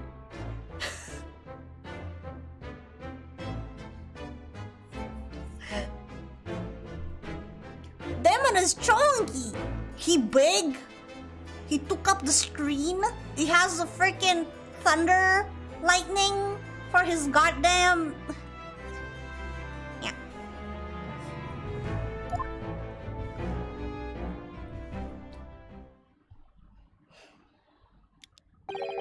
3 minutes precisely until my next meeting. You must excuse me. I don't know. I'm. Is the second game we're gonna meet him? Or is he gonna be in court with us? Which is it? It's Mrs. Stroud's style. One of you might permit me to defend her. A timely suggestion. Sorry.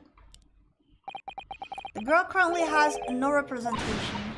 But that's not fair. She may be a pickpocket, but she still deserves a fair trial. Do not misunderstand me, young lady. The government provides for those too poor to afford representation with public defender.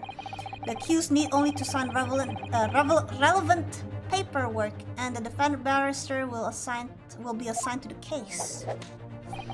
However, the young girl in question has refused that right. Why would she do that? A question you would do well to direct at Mrs. Stride. You'll find her at the local prison. Yes, thank you. Well then, it's time I was leaving. Good day to you. Okay, bye-bye. Bye-bye. Strong kind of reminds me of Leo Whitefang from Guilty Gear, if he was more serious. Leo Whitefang, I want to see what he looks like.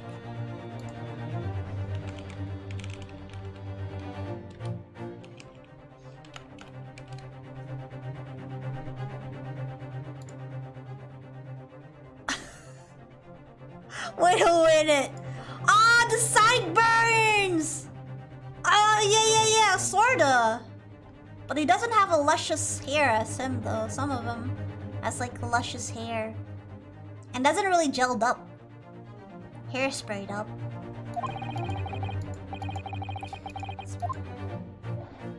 A lot of things going on, isn't it, Rinosuke? Come, Miss Naruhodo. Iris, we must make haste. But Suzy, you're leaving for Japan tomorrow morning, aren't you? Don't you have a packing and things to do? As Mr. Naruhodo's judicial assistant, my personal circumstances are of no consequence. My sole purpose remains to help you in whatever way I can. Aww. Yeah, he gives a feeling of lion. That's true, that's true. Thank you, Mr. Saito. I think we ought to visit Gina first. In any case, I should like to wish her well before I leave. Aww. Yes, that sounds like a good idea. Let's go. If I'm honest, this is completely thrown me off. I just have to do what I can as a lawyer. Oh, this nail, so this knee. Okay.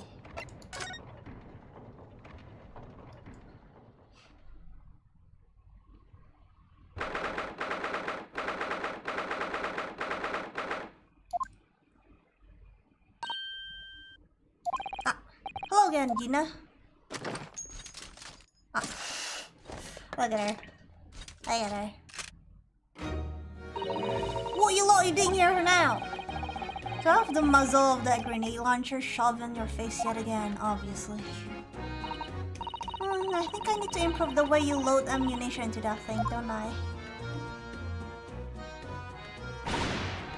Look! You can come here as many times as you like, but I ain't got nothing more to say to you.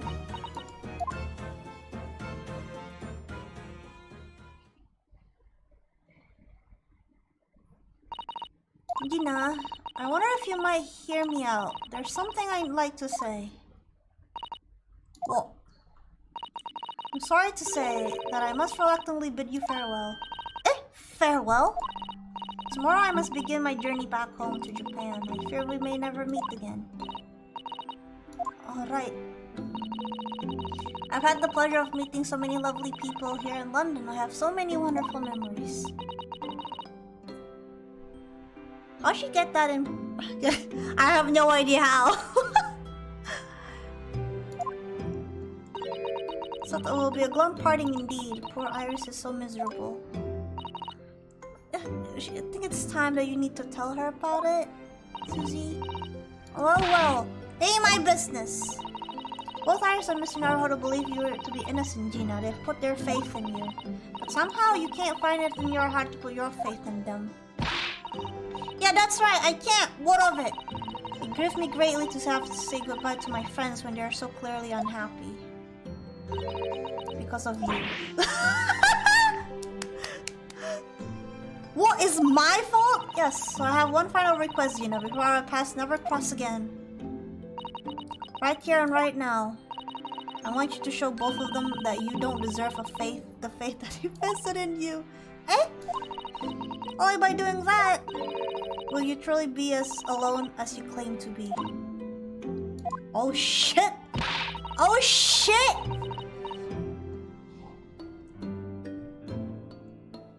What are you talking about? What do you expect me to do, eh? You told us that everyone lies. So prove it by admitting one of your own untruths. What about you said before, Ginny? You said something about unforgivable lies. You must tell Miss Naruhodo and Iris the truth now. That is my last request. Before I leave, my last request as a judicial assistant. Susato is just burning people. Holy shite.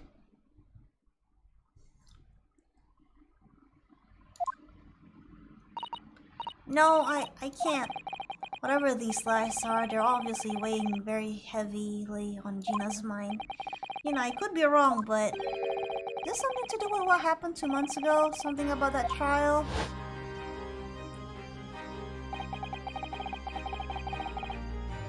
The one which Magnus McGilded was acquitted. The case of the mysterious murder that took place inside the omnibus.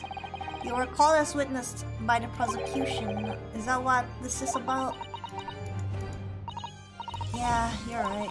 Because in that trial, I lied. I lied like you wouldn't believe. Will you tell us about it now? Yo. That Magnus guy sure looks innocent! Isn't it, Seth? Like, he looks very, very innocent, doesn't he? Alright, let me just drink up some coca before this begins. Let's go. Like you said, it all happened 2 months ago. The coppers got hold of me and shoved me into the witness stand. And based on your testimony, Mr. McGilded was declared innocent. Yeah, well, the thing is, I lied about the whole bunch of stuff. I knew it. What sort of thing did you lie about? I was hiding under the seat that was the truth. It was pitch black in that little cubby hole. I couldn't see a thing, and then... I heard that loud thud like someone falling on the floor. That's when Mr. McGilded discovered you? Yeah. He pulled me out from under the seat and sat me next to the dead man. There weren't much light to see by, but I looked at me hands. I had the cold bloods. Oh shit! I was so scared I couldn't even speak. You had his blood on your hands, in other words. It was Gina that what the witnesses in the roof saw! Then Mr. McGilded started asking you questions, I suppose.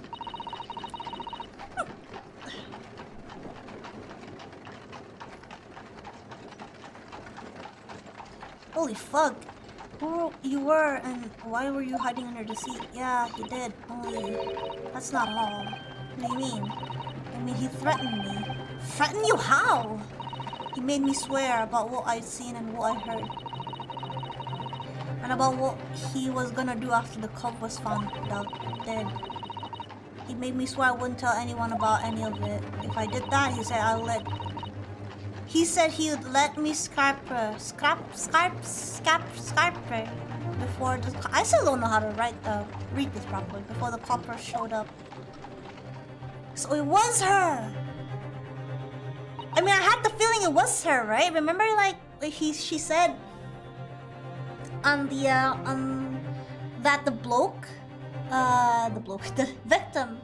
the victim fell down on her. That's why her hands was covered, or something. I don't know. You know, you must tell me what you swore to the secrecy about, what you saw, what you heard, everything. Oh my gosh, hear this. Why do I feel? Why do I feel that McGilded is not dead yet? Why do I remember that small little stature feels like it was McGilded because the hair was like... Silhouette reminded me of McGilded. But not really McGilded, but it feels like McGilded. Either she cooperated or she could probably just blame her for the killing, yeah. Mr. McGilded made you swear not to tell anybody what you saw, but you were in a pitch black compartment under the seat the whole time, weren't you? Yes, with Mr. McGilded sitting above your head, if I remember correctly. Yeah, that's true, but it was when I heard the thud of the cove hitting the floor. I let out a little scream, you see. Couldn't help it. McGilded heard that and dragged me out by the arm when he saw... That's when I saw it. It was on the floor next to the old geezer what had been stabbed. A disc, all bright and shiny. A disc? You mean... Yeah, that's it. The one what the D took off at me at Windy Bank. So the music box disc was there on the floor of the omnibus? Not for long, Mr. McGilded spotted it right away. He picked it up smartish and stuffed it inside his pocket. So that disc was in the omnibus 2 months ago, at the scene of the Mr. Mason's murder. And the bog trotter told me. I warned to mutter a word of it to no one.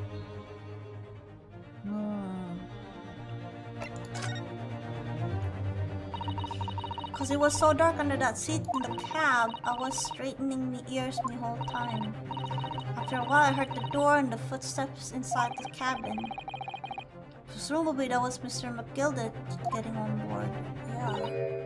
Nah, not only him. Oh, so I could definitely make out the footstep of 2 people. In that case, it would seem likely that it was Mr. McGilded and the victim. Mr. Rice fired Mason. In his testimony during the trial, Mr. McGilded claimed he slept during the carriage ride. This is what I saw. Whenever I'm in a carriage, I'm taken with a fierce tiredness and I will succumb to it. And your own testimony, Gina, supported his. All I could hear was the Irishman snoring. Yeah, that weren't exactly true. Neither of them was asleep. I could hear him talking the whole time in low voices. What are they talking about? Sorry, I don't know. The sound of the horses and the wheels was too loud. That still tells us something. Mr. McGilded and the victim knew each other. So McGilded was lying, as I suspected.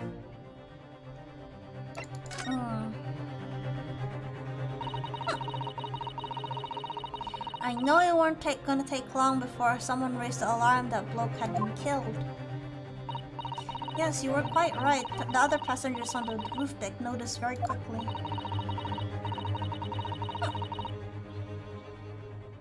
So when the cab came to a stop, Mr. McGilded told me to hide back under the seat again. I climbed in and waited. The two cops from up top ran off to get the coppers. Oh yeah, Mr. Fairplay and Mr. First. Right, and after they've gone, McGilded asked the driver to do him a favor. Favor? Now then, fella, what I need you to do is take this coat of mine and deposit it with a nearby pawnbroker.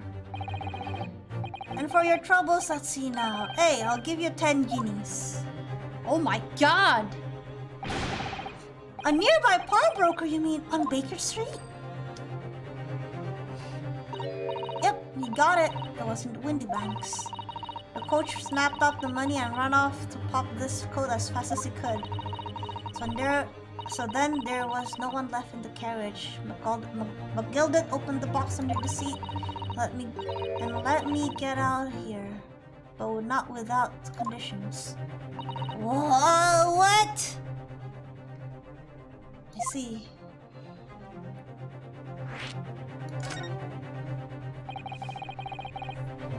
What were Miss McGilded's conditions then? Well, letting you go free, I mean. Not telling a soul, not for nothing. Not for anything about what I saw and what I heard. And there was something else as well. There's more? Yeah, this is the most important thing, he said.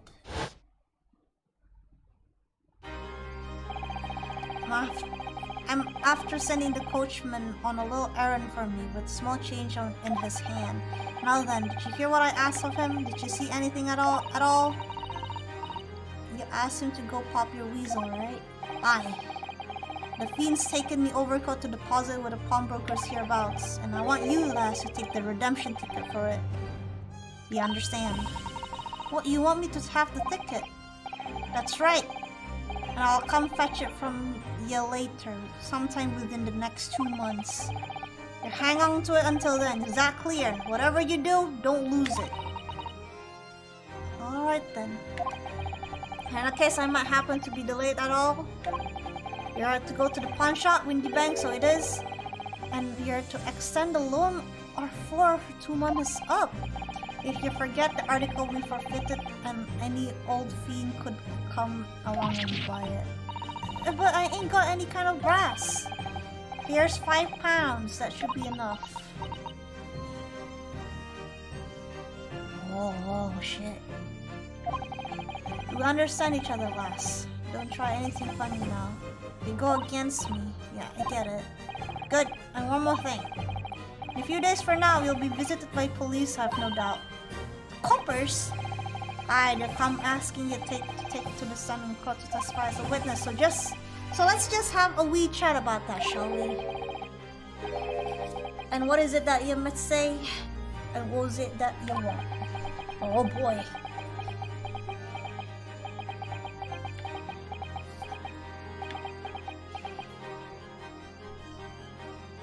Okay.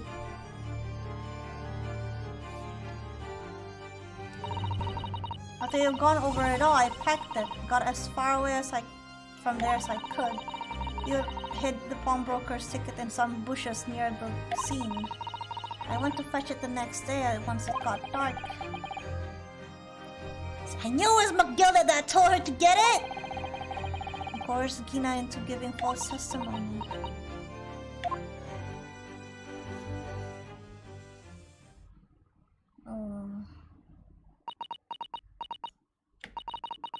But you're ready to string me up, eh? I lied in that big old courtroom. I told some corkers. Thing is, he said he would make it so we couldn't live in the East End no more. That's what he threatened me with. What a wicked man. I mean, from the very first I met him, he was already feeling really off. He knew everything what went on in the back slums. He knew he had no one to look after us, and he was all just looking out for each other, getting by together. So you mean Mr. McGilded would have, in an earthbeat, in a heartbeat, he could have had the lot of us chased out of there if he wanted. And then where we could have gone, eh? Nowhere. That's where. So I didn't have no choice. Thank you, Kina, for telling us everything. But I'm for it now, eh? Go on, admit it. You must be livid. Well, you can make amends by doing me a simple favor. A favor? What? Sign the representation papers for tomorrow's trial. If you don't actually want me to represent you in court, you can rip it up later. But we need that paperwork or we can't investigate. The police won't let us. Investigate what? The scene of the incident last night. Mr. Sholm was shot, you see? You what? Oh, so he also threatened the other slum dwellers. Yeah. And Gina is just trying to take care of the other little, you know, the other kiddos. Hell, he's having a big operation right now, Ginny. Is it bad? Is he gonna be alright? Mr. Sholm's gonna be alright, right? That's why I wanted to investigate, for Mr. Sholm's sake as much as anything. Right. So what you're saying is, if I sign that bit of paper, everyone's happy. Is that it? Something like that? Mr. Sato? Yes, of course. I have the representation papers here. Come on, Gina. Where's the dairy bit? I want the dairy bit! I don't need no one to stick up for me, though. No lawyer or nothing. Ah, there it is. The sun is out. Poor Jenny. She seems so lonely. Well, at least this should mean we can investigate the scene in the Windy Banks now. Yes, and perhaps we can come back and visit Ginny when we're done there. So soon, where's the dairy? I'm waiting. I've been waiting too, Seth. Gosh, I'm just here too. I'm waiting so bad.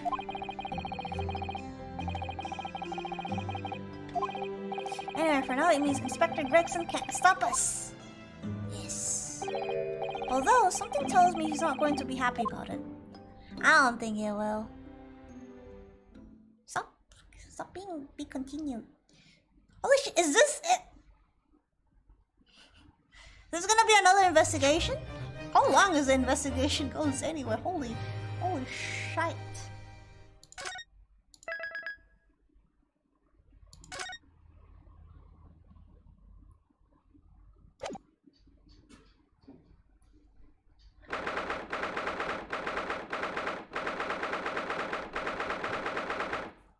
This is a long investigation. Give me it. I did this too much. Oh, a little bit. Doesn't it say before the trial starts too? Yeah, it does. I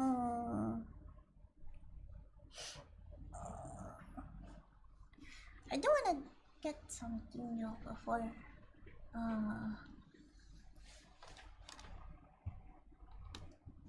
Give me a bit. I also want a toilet.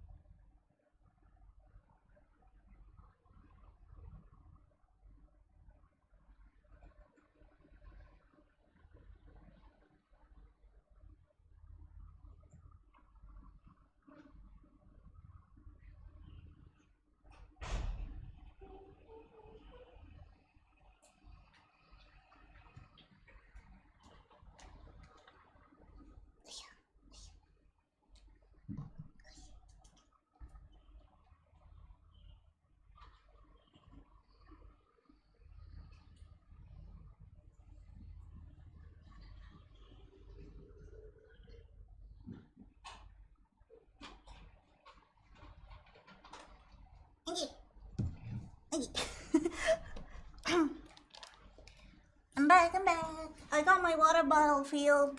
Filled. I filled my water bottle. Yes.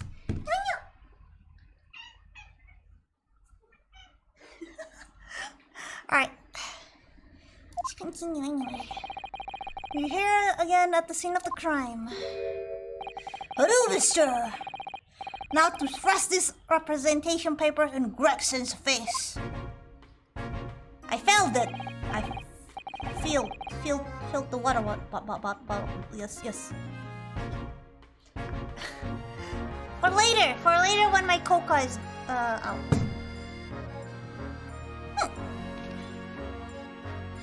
Hello again, Inspector. Do you have a minute, please? What is it now? You should go home and get some rest. Here you are, Gregsy. Here are the representation papers. Your ladyship! How? I don't believe it. How the devil did you get that stubborn little ragabash to sign that? I salute you. That is good work, that is. I can see you've been very busy here as well. How about some tea? A special blend designed to relieve fatigue. I want that. Go. Look at his chin. He has a chin. Ah, lovely. Well, let's see now. Yes, I hardly feel tired at all. I'm fit as a fiddle, your ladyship.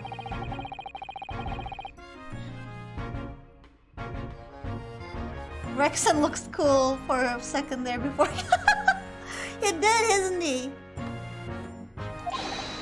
Do as you please. You know where it happened? To that door behind the counter. Yes, the storeroom. That's where I discovered Mr. Windybank and Gina. Right, well, I'll be getting back to business then. Will you be investigating the storeroom as well, Inspector? If I'm perfectly honest, we need to wrap this up before long. Can't afford to spend too much time on it. There are so many articles to go through, it's taking forever, even with this lads working on the dock. Or around the clock. Which is a problem, because there's another case in the yard needs to investigate urgently. Yeah. So what I'm saying is don't get under my feet, sunshine. Alright. Come then. Let's not yep, let's go. Let's do it. I'm the man. Examine everything. That's a music box. You have them where you come from? Yes, but I've never seen one as large as this in Japan. Oh wow, this will be a treat. Okay. Let's listen.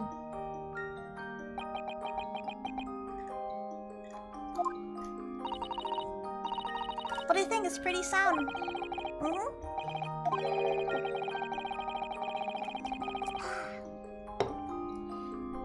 It's only hard to enjoy when the police yeah, that's true.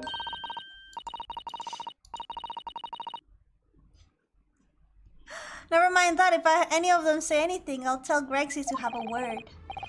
Iris Wilson, Superintendent of Scotland Yard.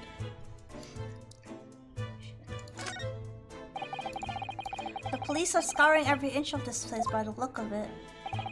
Instruction from the yard are to examine every article in the shop and every ledger and book of accounts. Every article? But that's a ridiculous amount of work, surely. We've been hard at it ever since the shop was declared a crime scene in the early hours. We're sifting through it all in the shifts at least, but still, we'll be working through the night, that's for sure. And even then, we'll barely have scratched the surface. Crime and pawnbrokers must be every worst nightmare. In every copper's worst nightmare, you know, a crime in the pawnbrokers. I like these people. Oh shit!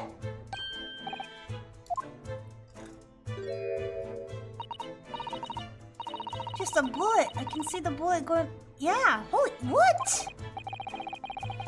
Oh, good shot here.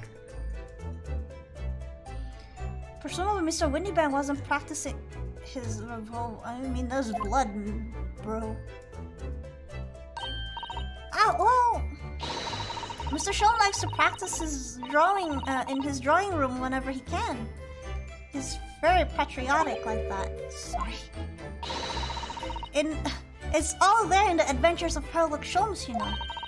Isn't that right, Iris? Ah, did I write something like that? Probably in jest, perhaps. In jest?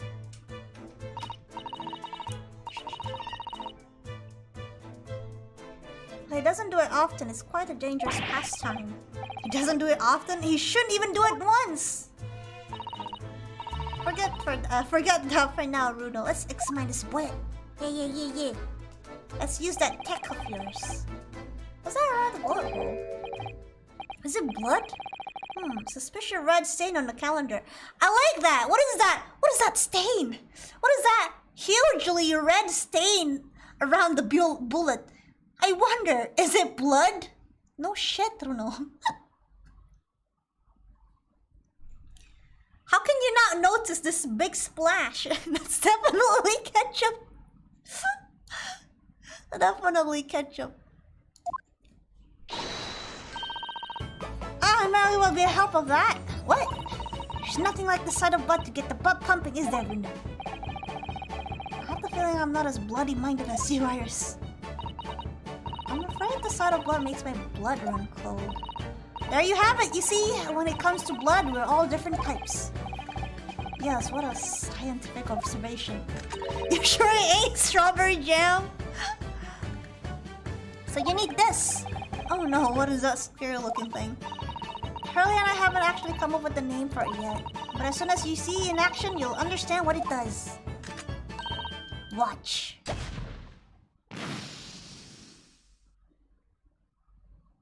Wow, it's green! Reptile blood! Reptile blood! Windy Bank is a reptile!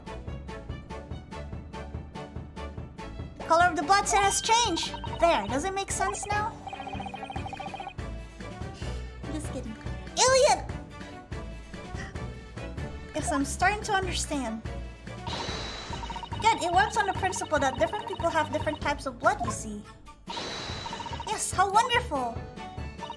The chemical it fires combines with the blood makes it change color, so you can identify whose blood it is. You're looking at a flash. Luminal grenade launcher? Not only luminal grenade launcher, luminal? And it identifies the blood type you have. So if you're shoot that on Mr. Windy Bang and it's still green, that means it's Windy Bangs, but it can also, if it's a different color. See, this is more high-tech than the one that we have back in Phoenix Wright game.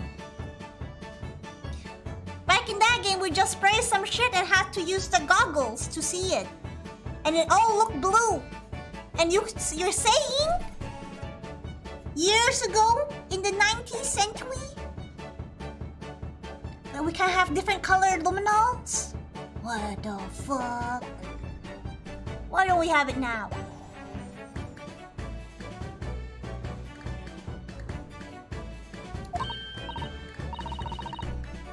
Isn't it? I bet Guinea would say bleeding gray. Japanifornia has a backwards place. That's true, Setidus.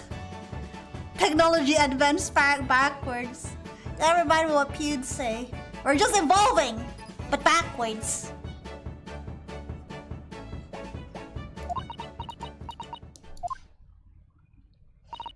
Well, after all the chemical does turn the blood into different colors, so just to find someone whose blood turns the same color and you'll know who it belongs to. In a flash. If only we had that. If only we had that mechanic back in the other Phoenix Wright games. I wonder whose blood this is. And da-da-da, it's the blood of the murderer. And then we'd be like, oh, right! The blood sample said so. If we have Iris's inventions in modern Phoenix Wright games, then it'll be easier to know who's whose.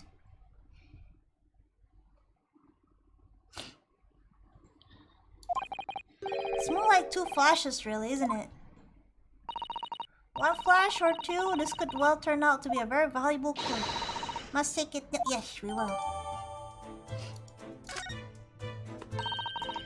testing and adding the result to any other blood analysis in the portfolio. As long as I have regional left, of course. Alright, it's fine, it's okay. Fairly sure this contractor was here yesterday as well. Here we have, though I'm not confident I can get it closed again. Oh yes, that's the folding stereoscope. Really? Is this a stereoscope? Mr. Shaw showed us a picture yesterday that you were supposed to be able to see in 3 dimensions. Without for sure he used a big contraption over there. Oh, well that's for public houses and places like that. It contains a carousel with all sorts of pictures inside. But this little thing is much simpler designed for use at home. There's special shops selling prints you can use in them. I have a little collection of myself. Ooh, you do? I wonder if we could make money out of these in Japan. It would beat keeping my toilet sparkling clean anyway. What a big bump! Alright, there's nothing afoot actually in here. Should I want to keep looking? There's a chest there. There are articles, ledger here, and Mr. Windybank's notes and... Sus, it looks like though someone has left a little photograph. Oh, look at the back, it has some writing. Is there... Oh, show us, Susie, show us! Oh, yeah!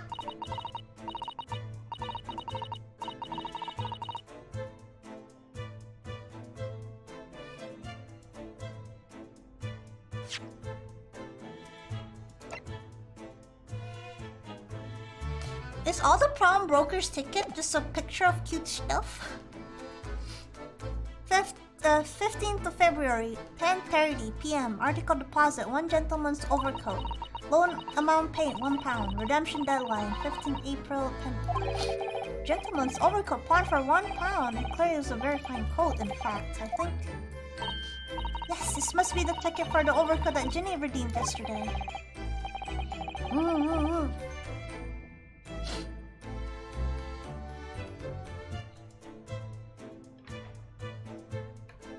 Still wearing, which belonged to McGilded. I would never have expected the redemption ticket to be handwritten on the back of a photograph, though. It seems Mr. Windybank just used whatever piece of paper he happened to have to hand. That's a very interesting way to do it.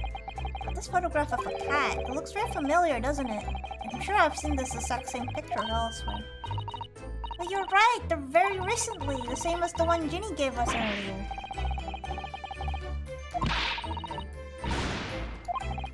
Alright, let the cogs turn.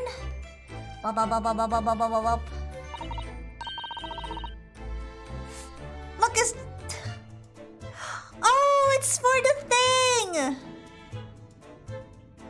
The 3D stuff.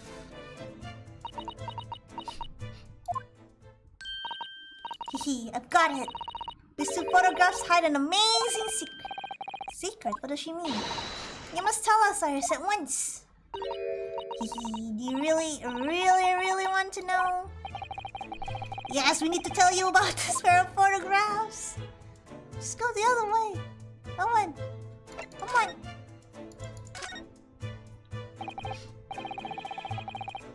So Iris, about these photographic prints. Stereoscopic for sure, right? The one we found here on Windybank's counter and the one Gina gave us before. What is this amazing circle you mentioned hidden between these 2 identical prints? Actually, that's not quite right. Sorry? If you look carefully, the 2 prints aren't the same. Not exactly. They're not? No, I know they're not. One is slightly to go look at that way and the other way looks from.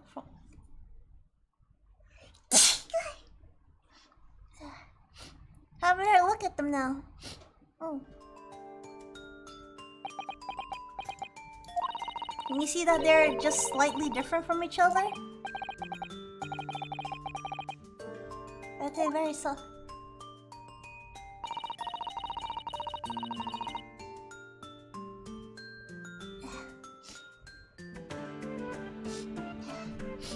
But what's the reason for the subtle difference between the 2 prints?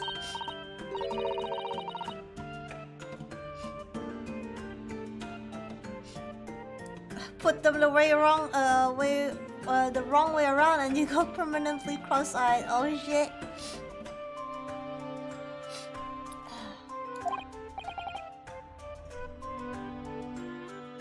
No, I don't. This pair of photographs is meant to be used in a stereoscope. Everyone here on is raving about them at the moment. Stereoscope, why do I feel as if... Yeah. Oh my gosh! Rinosuke, you dumb.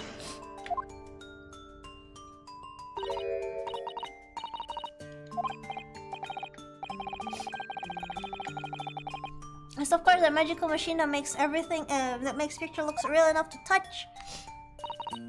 Well, actually, it's quite possible to see the same depth of pictures even without one of those contraptions. You know how a pair of flat photographic prints can appear to have any depth in the first place? No, I have no idea. Oh, wonderful. Then I'll be able to tell you. She's over the moon, bless her. Should we let her explain? Don't really carry on investigating this one. For one, simply have to know. Oh boy. Oh boy. Oh boy. Have you ever considered, Runo, how our eyes see depth in the world around us? Well, I just opened them and it works. But the reason it works is because we have two eyes. Two eyes. Interesting. Shh. If you try closing one eye at a time, you'll see straight away what you see with your left eye and what you see in your right eye are ever so slightly different. You got a different view with each eye. Yes, the position of objects seems to shift slightly. Yeah. Exactly, and in your head, your brain uses that shift to estimate depth and it merges the two views into one. Yeah, don't go cross-eyed on this web. I'm not gonna try! That's how we can see depth in everything we see. Ah, my brain is really amazing, isn't it? It does so much without telling me. I see, so the pair of photographs consists of left eye view and the right eye view, isn't that right? Oh, well done, Susie, you're so quick. So if you can persuade your brain to merge these two pictures together in your head, you'll be able to see depth in these pictures? Yes, Bruno, you're beginning to understand. And stereoscope functions to access your brain and you're allowed to do just that. Yes, but as long as you have two images, two eyes, and one brain, you can actually do it yourself without needing a stereoscope at all. You can't, really?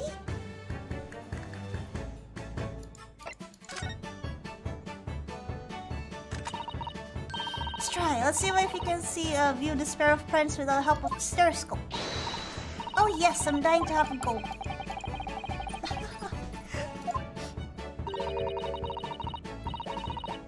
You need to be able to cross your eyes. That's the main thing. Can you do it? Like, I wanna. Watch me. Watch me as I can copy.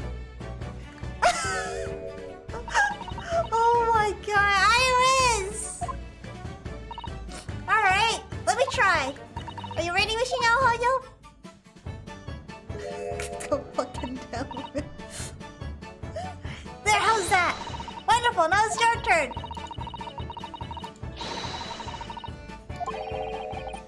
Exactly, it's an easy task when two staring at me at each side. Alright, that's enough practice. Let's try looking at the print. Start by starting at one print and slowly crossing your eyes. Should see two overlapping images like this. You should try it now, Runo. I'm just going to give it a try, I suppose.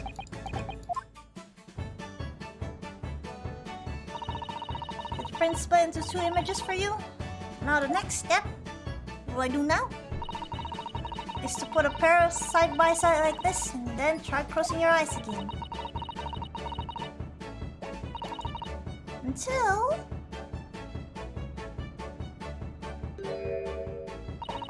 they form a new single image in the center. Oh yes!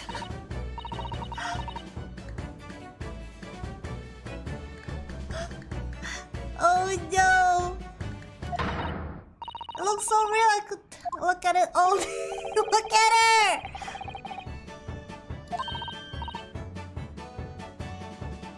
What are you guys doing? No cross-eyed stream.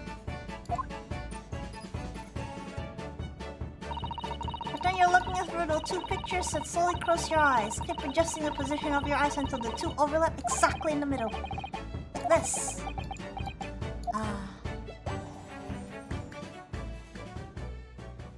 She's stuck that way now.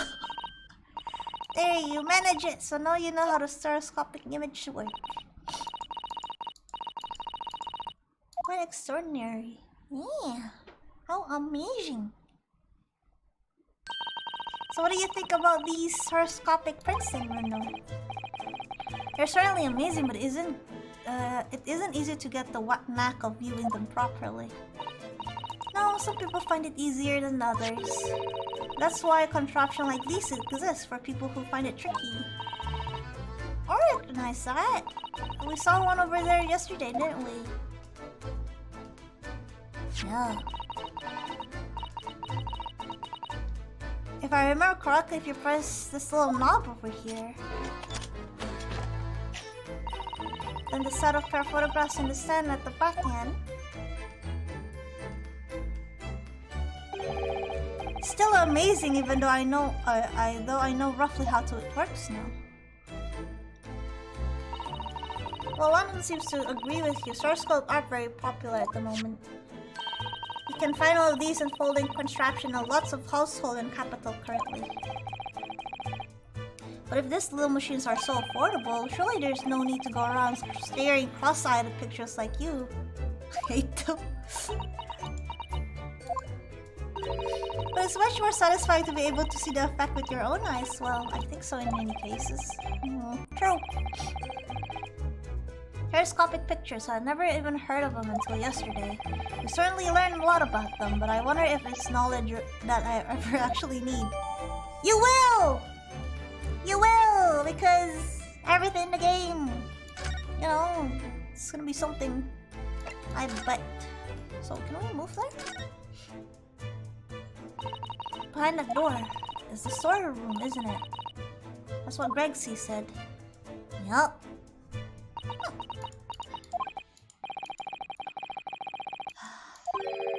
With a little window in the door, yeah.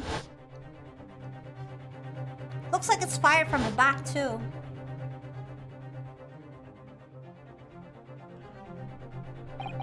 Mr. Windybank, face down on the floor, with Yuna beside him. The accused legal representative, you have the right to examine the scene, Mr. Merriweather. We must make through thorough investigation. Yes, of course, and we will. Behind that door, that's the real scene of the crime. Don't worry, if there's any clues in there, I'll find them.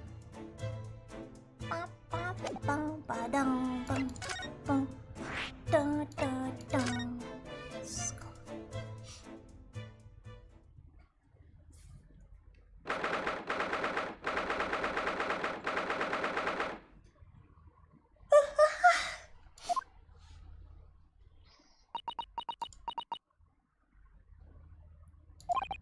Poor Iris, he's clamped up completely.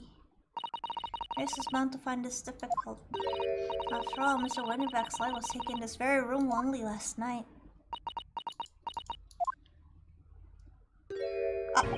Hey, Greg C.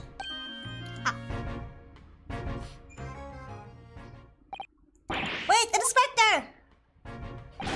What is it now, Sunshine? You took only look at him and try to run away. You think a Scotland Yard inspector would run away from some jumped-up little defense lawyer, do you? Well... Never seen her ladyship look like that before, is the thing. I didn't know what to say to her. But you weren't running away from me, you were running away from the 10-year-old. I'm afraid this is a little much for young Iris. Some gentle reassurance might go a long way, perhaps, Inspector.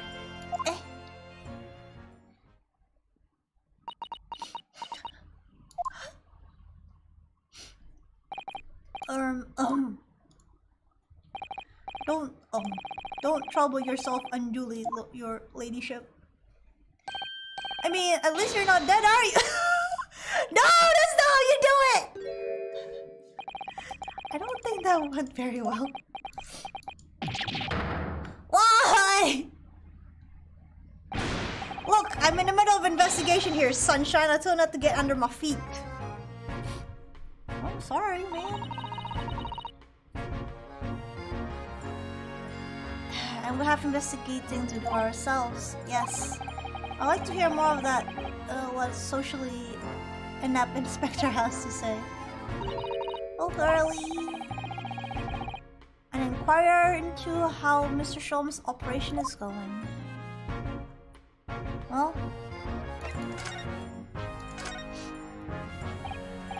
So, Inspector, what do you make of this crime you've seen here? Shaw, you've got eyes, have you? Use them. It's what it looks like. Nothing more, nothing less. Iris, could you lend me a hand? So, Grexy, what do you make of the crime scene here? Oh yes, your ladyship, do allow me humbly explain. Last night, shortly after the hour of 1 o'clock in the morning, Scotland Yard police attended the scene. And the one and only to the storeroom was found locked from the inside. So it was locked from the inside. The lock appears to be broken now, though. What was the police officer doing? Quite right, ma'am, quite right! We took the liberty of smashing the door in as humbly as possible. Oh. As you can see, the victim was discovered prostrate on the floor, thus wise. And the next aforementioned body would discover the vile gutter child. Are you talking about Ginny? She's my friend, you know, Inspector. Miss Lestrade, the hapless girl, was curled up on the floor, dead to the world. She's still alive, you know. Just when I saw her, she appeared to be unconscious. And I'm afraid to say, she had the gun that was used in her hand. Presumably, it's the gun that's still down there on the floor now. Oh boy. Wait, is that Lestrade's? I mean, was that supposed to be the gun that was his? In her pocket, we found the key to the door as well. What? The key to the storeroom? And you say the storeroom had been locked from the inside, Inspector? Correct. All of which leaves her ladyship friend in something of a sticky situation, I'm afraid. Obviously, my personal opinion is that it's all sort of misunderstanding. Of course it is, Inspector. Of course it is. Of course it is. Rexy, do you know anything about Hurley? Is the operation finished? Is Hurley alright? Is he? Well, the thing is, don't miss your word, Inspector, please. You don't mean to say that Mr. Sholmes is... No, the operation is done and dusted. It's just that, well... Out with it! Yes, ma'am! They use something called general anesthetics. It's the latest thing. Renders the whole body insensitive. The whole body anesthetized? Is that even possible? It means the operation can be completed while the patient is fast asleep. Goodness, the Empire of Japan. In the Empire of Japan, we can just manage to provide laughing gas for tooth extraction. The trouble is, the latest thing isn't always the greatest thing. If you follow my meaning. We couldn't get the medication to work at first, so it took hours for him to nod off, so I hear. And now that the ops finished, they can't get him to wake up, apparently. No one knows if it's the anesthetic still in his system or it just looks plain exhausted. But anyway, all they can do is just stand back and watch until he calms around again. Uh-oh. The moment he opens his eyes, your ladyship, I swear I shall get the word to you. I'm surprised, even in matters of life and death, Mr. Sholmes has to do things his way. Uh-oh. Uh-oh! Alright. The police have marked the position of the body with a chalk line.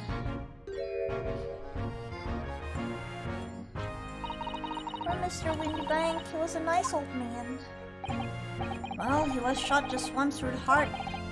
Most likely the fellow died instantly. He wouldn't have felt a thing.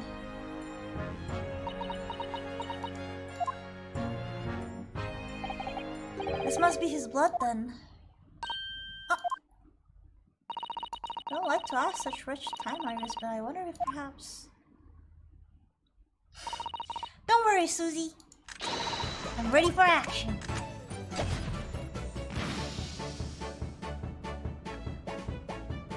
I knew it! I fucking knew it!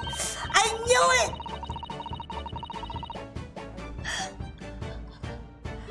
I had a feeling. I have an inkling that it's not gonna be the same blood. So we know the color of the chemical turns to blood. A fish! So Windybank is a merman! Merman. Doesn't match up our analysis of blood stain we found in the main shop. No, but let's add the sample to the others we already collected anyway.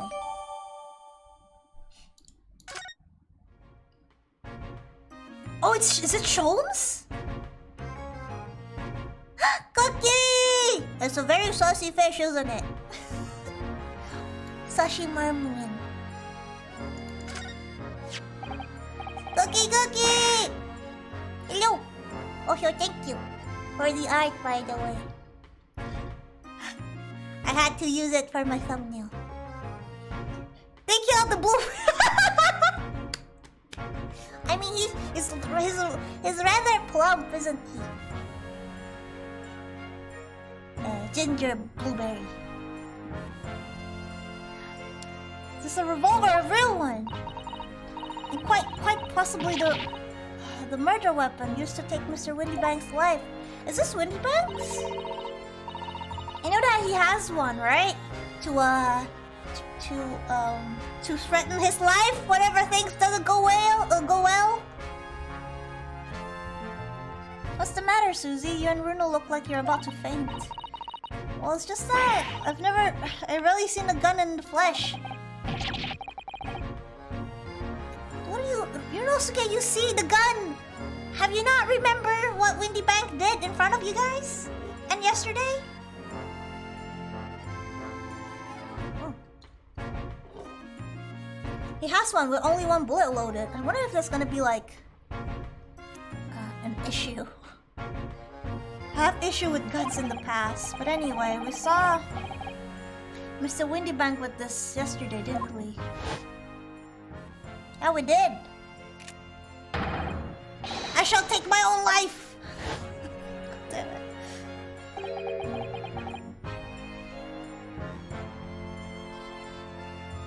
If the bullet got Sholmes over-penetrated, it means the... Oh, yeah!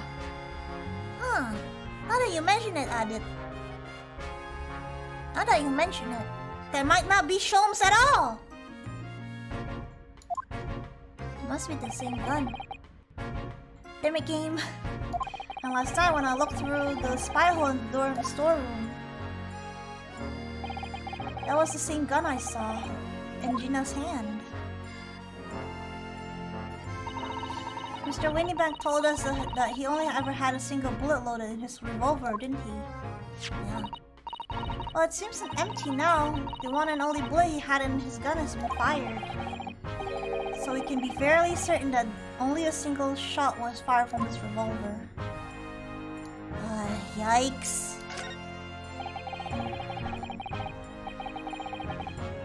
Look at these articles that have been deposited. The room is stuffed full of them. Can't believe how many there are. Bicycle, a gramophone, a musical instrument, even some enormous painting. Look. Pieces of different people's life quietly gathering dust in here together. There's something very peaceful about the atmosphere in here. Yeah, if you close that scene of the crime, it is very peaceful actually. Exactly. Not much I can do about that, sunshine.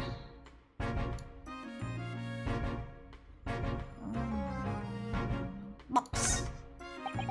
Out of all articles in the storeroom, this is the only thing that shows any sign of being ransacked. What is it, Iris? That's That's the box file. The box file that my manuscript was being kept in. There's an unpublished story. The Hound of Baskerville. Surely that's not what all of this.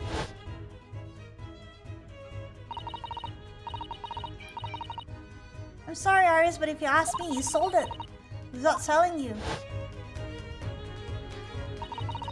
You must check inside the box at once. Yes.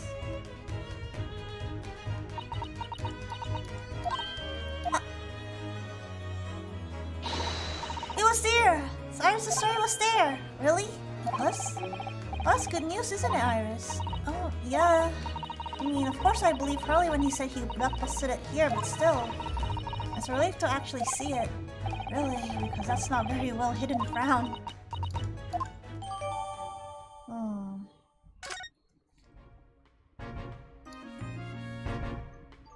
Ay.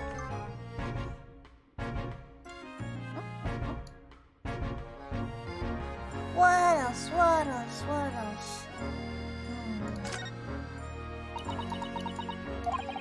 Iris? Don't worry, I'm alright. But we must find the true culprit. Yes, absolutely. Can we move? No, I guess not. So, Mr. Wait a minute. Anything that we can? Okay. Let me smash you with all those places. Present everything. Inspector, what do you make of this?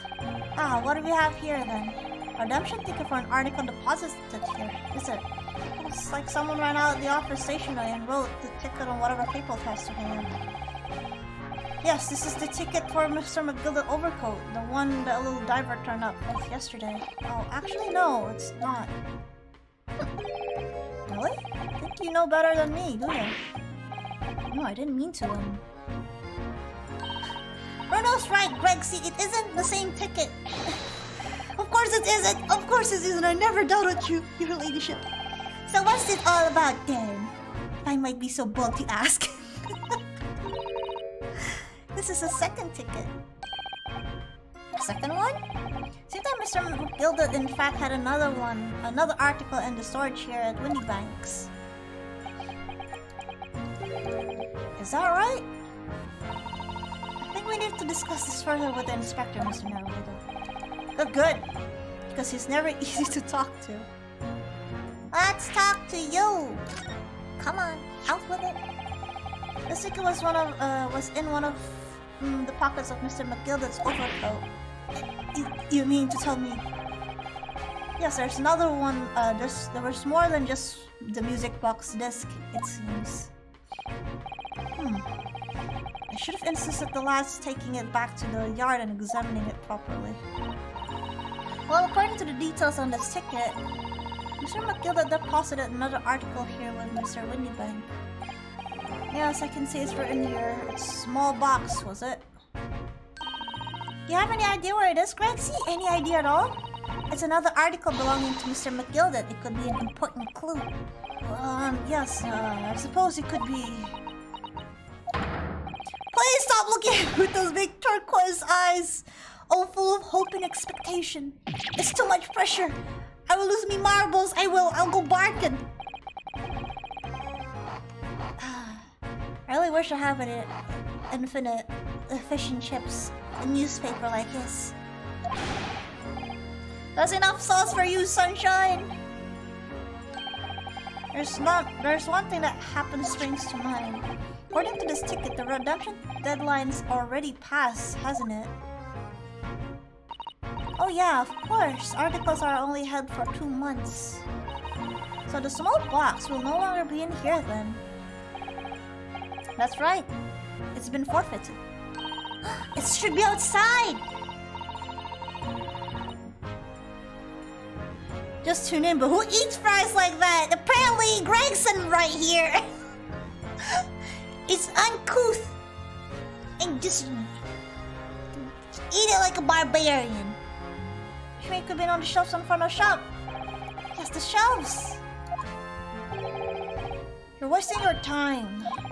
There aren't dozens of little boxes out there, hundreds even. You can't can't possibly know which one that might have been Mr. McGilded. That's information not written in a ledger. Ugh. I think we should at least have a look just in case. Of course, your ladyship. Of course. Very sensible of you. I'm sure. This is getting old. Alright, so what else can we present to him? We've given this already.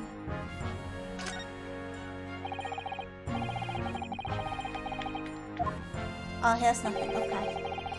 I'm pretty sure everyone will like an infinite fish and chips like that, except because maybe it's like what do you call that? Vegetable oil. That should be okay. We don't tend to share sunshines, not with the general public. In that case, Greg, see how about some herbal tea? Man, I want some tea too now. Have you examined the quote and reduction ticket? Yeah, I haven't really checked everything yet. Give me a bit.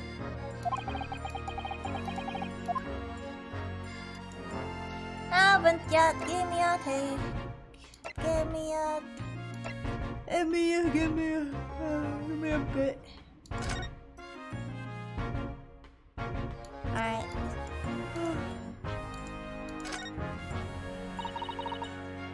Now, hold on. I don't know if you notice. Oh yeah, we can. What do you call that? Go boom boom it. Red smear, you mean? Yes, it looked like blood, doesn't it? I wonder if Susato had picked up on that. I mean, I just forgotten about it, honestly.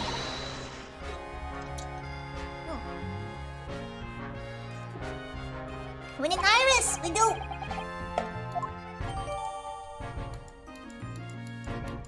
We do.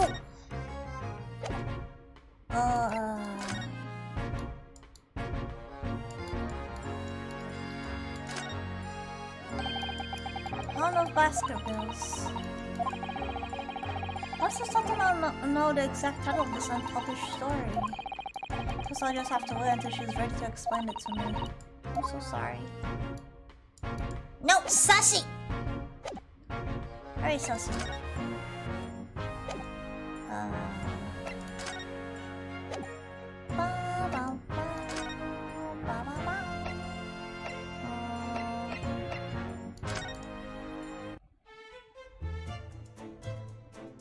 Alright, here she is.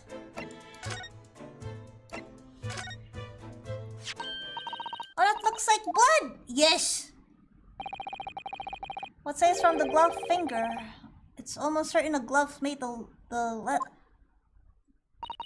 it probably that man? Oh, don't worry, Bruno. What color is it? Purple! Okay. Guess that's a color we haven't seen before, isn't it? Hey, well. Although, it would be nice to find out whose blood these different colors corresponds to at some point. I wish so too. Oh, you have an idea, haven't you? Do you know whose blood this is?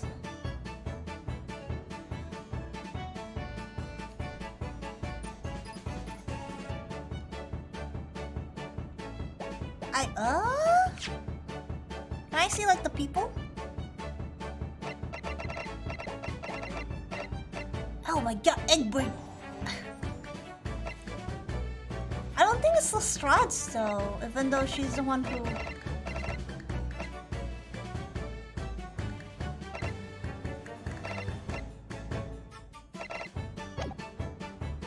I have no idea! But maybe! No idea! Yeah, but I can't see Mason in that thing. But maybe it is. Can I say it again?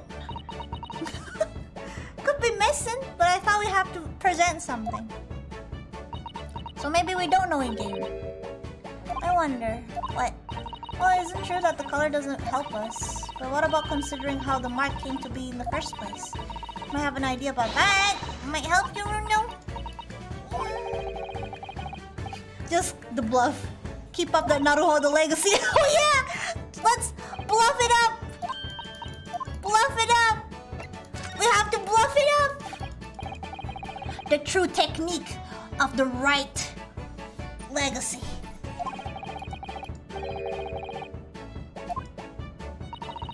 That's right. I think it's clear. Artist, you know as well?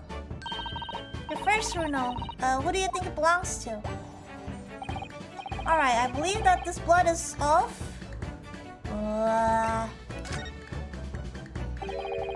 Trice-fired Mason. Hmm?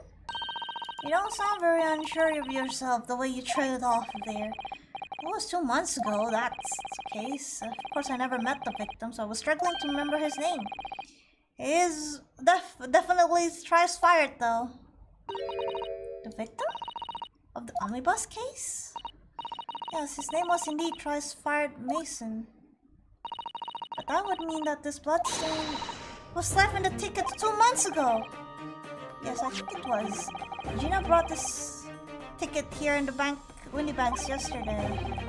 But I'm suggesting the bloodstain was already on that time. Remember that she took it the day after? So it's a smell of blood from the time that Mr. Mason was killed 2 months ago. Something else is coming back to me now. Mr. McGilded was also wearing leather gloves that night. Yeah. That has small stain of blood. Here you go, a thumb. I wasn't about to start worrying about me gloves now. Certainly does look a leather glove thumbprint in this mark. We know that Mr. McGilded has no injuries at the time anywhere on his body, from which we can conclude that any blood on the glove belonged to the victim, Mr. Mason. Naruhodo, you sound just like Mr. Holmes. Minus the quirky slip-ups, I hope. Hope so too. Yes, I think you're right, Runo. Very well, let's make a note of this. Oh, yes. Whoa.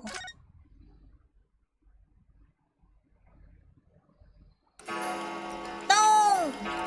Oh my god. What time is it?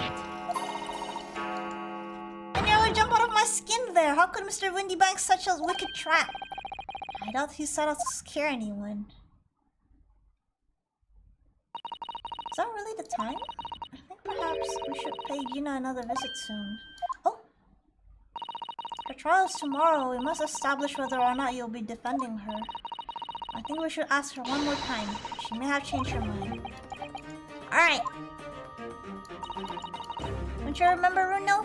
You told her she could rip up the representation papers if she didn't want you to be her lawyer. Really? Did I say that? Yes! You did! I did do that. Oh, yo. The deadline for submitting the paperwork is fast approaching. In that case, we had better hurry back to the prison and talk to Gina again. Alright, let's go. Shago! Gina!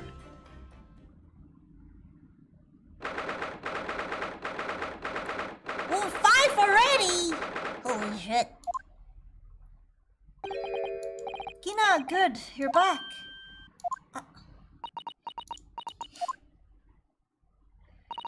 The police must have finished questioning her then. Oh, how was it, Guinea? Was it awful? Oh, it didn't bother me. Thank you for the papers you signed before. Remember, we were able to investigate at Windy Banks. Oh, right.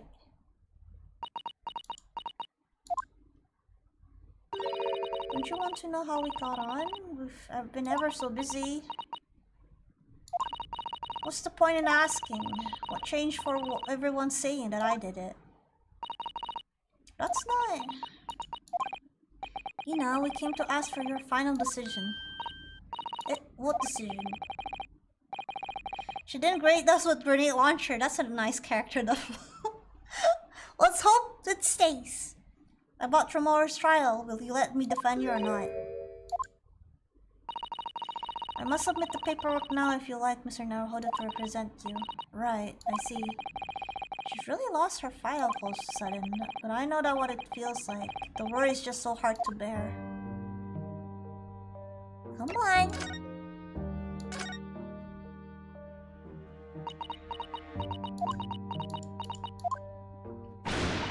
Alright then, blimey, give it a rest with them eyes, Iris.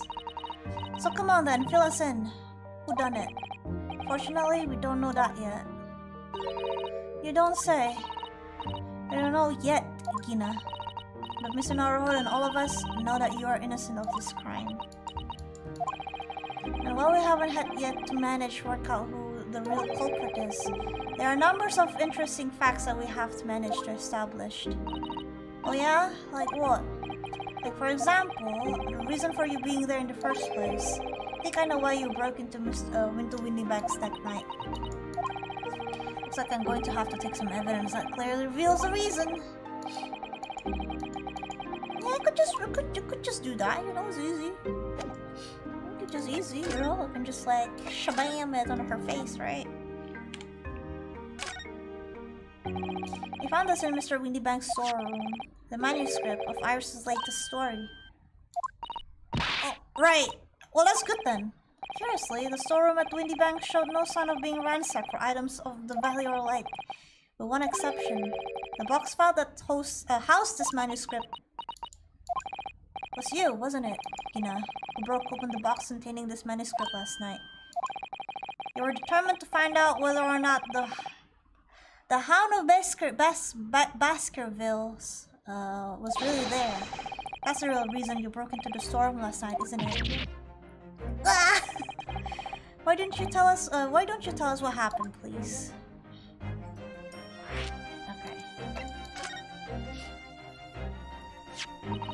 We already have the representation papers and other documents we need. All we have to do is hand them to the court clerk. That is, if you will allow me to represent you in the court tomorrow.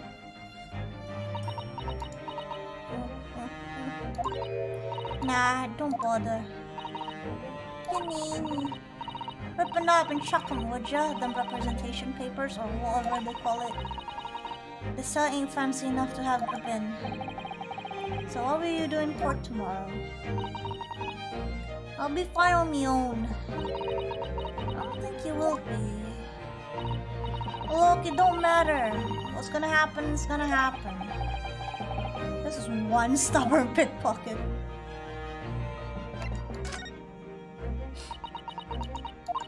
Alright, yeah, this is Baskerville's story, and it's the latest Sholmes adventures, right? But it ain't been printed yet, so I figured it's gotta be worth a fair few pieces of silver, right?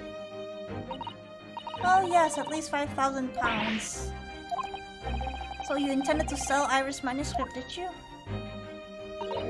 No, Ginny, how could you? Well, wait, no, hang on. Of course I weren't going to sell it. All I want to do is find out if the manuscript or whatever you call it was really there or not. That's the reason why I was in the place. For Iris' sake, isn't that right? We knew why you've done it from the start, Gina. Of course we did. But I knew you wouldn't do anything mean like that, Gina. I just knew it. Shungewe!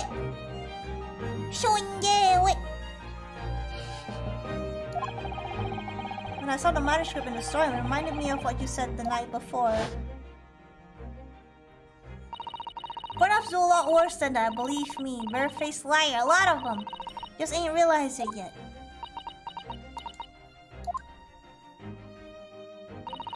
Telling you, that manuscript ain't in Windybanks. You'd soon see it if you had a look.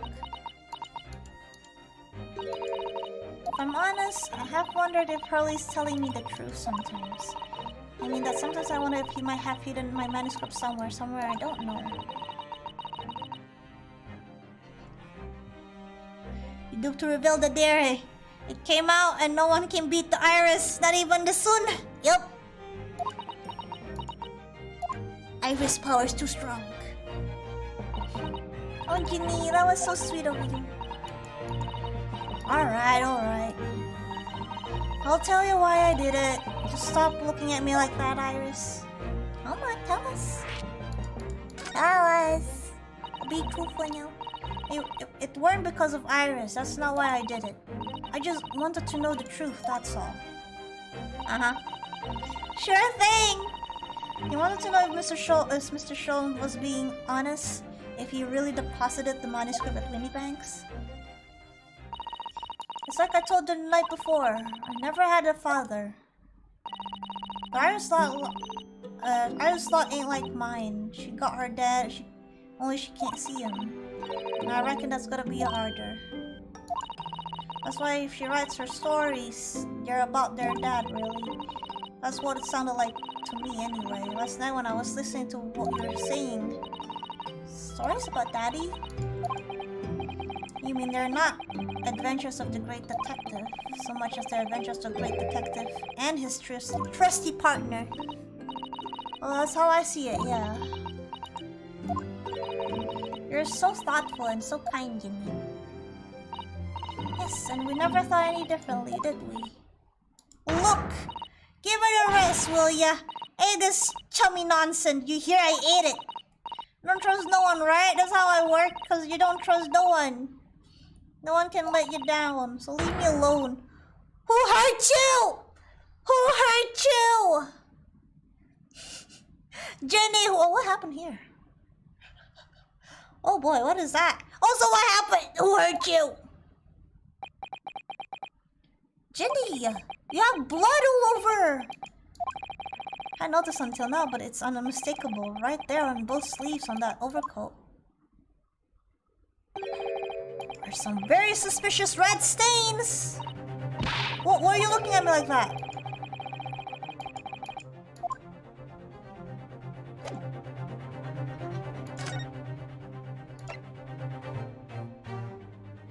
This one?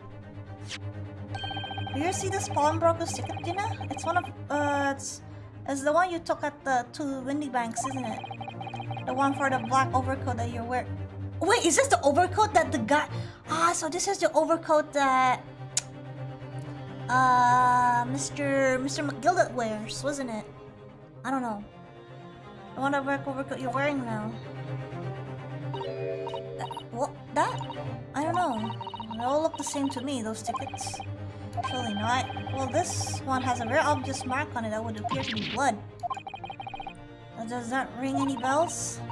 I don't know, it looks the same to me. Blood. And all the same to me, these answers, suspicious.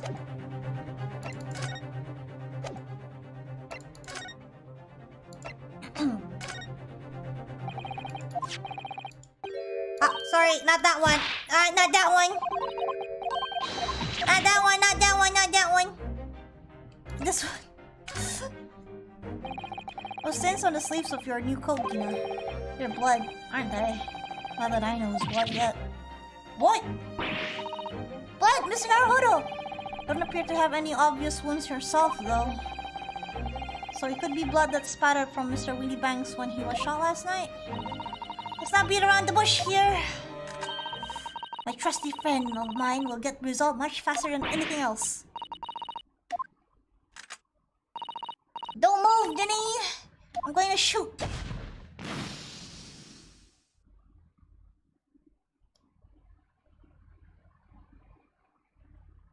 Oh my god! It's Mason's! Oh my! What the? Forgot about the sleeves. The whole coat is covered in blood. Of course, the black color of the fabric was masking the stains. That's why we haven't seen them until now. The blood has reacted the chemical to turn a purple color. This matches with the sample we've already collected perfectly. Yes, let's now see you had the purple color blood. Yeah, take it off. It hasn't been cleaned yet, you know.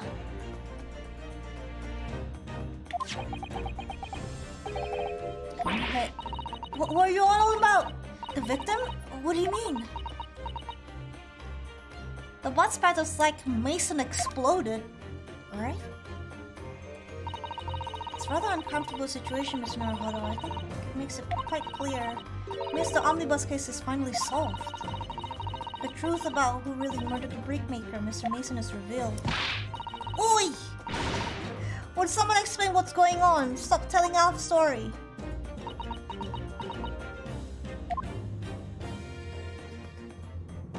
The culprit being McGilded officially confirmed. I mean, I felt that it was already McGilded though. We just don't have any evidence, but now we do. We can see now that the victim's blood is all over Mr. McGilded's overcoat. Great juice! But in the trial 2 months ago, the defendant said in this in his testimony. All I ask you is what good heart soul wouldn't rush to help a fella's bleeding from his stomach. I wasn't about to start worrying about me gloves now, was I? I reached out and gave the man a hand. But if you look at this overcoat now, it's clear that this stain could have been arisen from Mr. McGilded. Where do I see Mr. McGilded? McGilded trying to pull the victim to his feet. No, if that was to have been really happened, the blood would have splashed all over the front of the coat. This only explains for this pattern of blood. A splatter all over Mr. McGilded's coat! Yes. I've tried to run from the truth for long enough, but there's no escaping it now. The true culprit in that case was Mr. Mason's killer, Magnus McGilded. Oh. There's another horror. That horrible case is solved at last, and I helped the man walk free from that trial. I used all that twisted testimony and all that sham evidence to prove his innocence. How could I let that happen? Oh no, did you believe him though? Did you believe Mr. McGilded was innocent? I believed. Or rather, I think I was trying to believe. I wanted to, because I'm believing in those you represent in court is a defense lawyer's greatest weapon. A weapon? Rinosuke is gonna go hobo mode now. Oh god! Wait until the whole Apollo Justice shenanigans going, then maybe he will go hobo mode.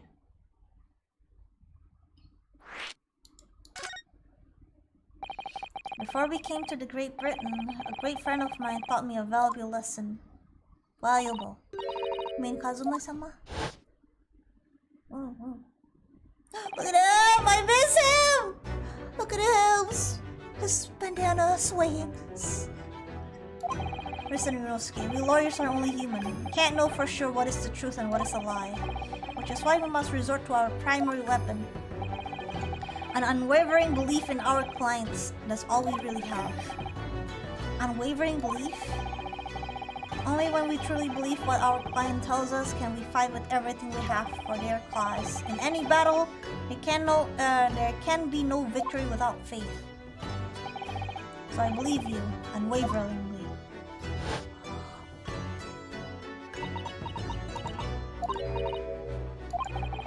It's so funny, Gina. Core. Sounds like in the Empire of Japan you come from. Everyone must be soft. Well, come on, look at the mess you got into. Believe in that bog trotter. Yes, I eventually helped a murderer walk free. You too, Gina. Well, at least you've learned your lesson now, eh? Believing in people is never worth it. Oh, someone always stabs you in the back in the end. Soon as you let your guard down, you have at it. Take a leaf out of my book. Believe no one. Get hurt by no one. Gina, may I ask you something? Well, just to make you absolutely sure, what would you like us to do with these representation papers for tomorrow's trial? How many times do I have to say it? Rip them out, chuck them away! Are you really sure that's what you want? I bet that's what he wants and all now. I'm a believer lawyer over there. Don't forget it was me in the trial 2 months ago. I let everyone up the garden, didn't I? And you're telling me you can believe in me after that? Not likely. Kusato's about to roast her again. I don't know. Ultimately, it comes down to whether or not I feel like I can trust Gina for everything that's happened.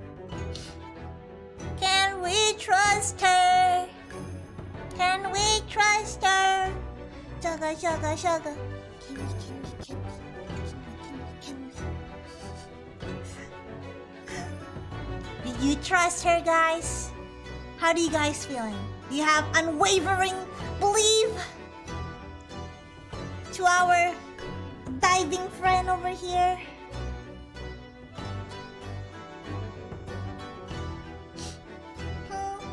Yes, we can! Can you? Can Susato take down or squash work through bars? I have no idea. If you can, wouldn't that be hilarious though? I trust her. I trust her too. She's just very tsundere. Yes, my son. You know, let me say it again. Please allow me to represent you in tomorrow's trial. Are you half-baked? Not at all. You're not the ones admitting to committing the crime, have you? What's more, I believe that you are telling me the truth. Seriously, old Mr. Naruhodo. Didn't you hear all I said before? I'm a born liar. Fibs just stripped off me tongue. I'm a diver, don't forget. I pulled the wool over your eyes 2 months ago and got you all this sort of troubles. Why would you ever trust me now? I just don't get it! Gina, I do understand why you choose not to put your trust in others. But as I assure you, there is more to this life than you yet realize. Oh! You're gonna get burned from Susato! What do you mean? The world we live in is full of people you would do very well to trust. People who won't ever let you down. It's true that I'm just a student of law and I'm certainly lacking on courtroom experience, but I can promise you this. Whatever happens, and until my very last breath, I'm completely on your side.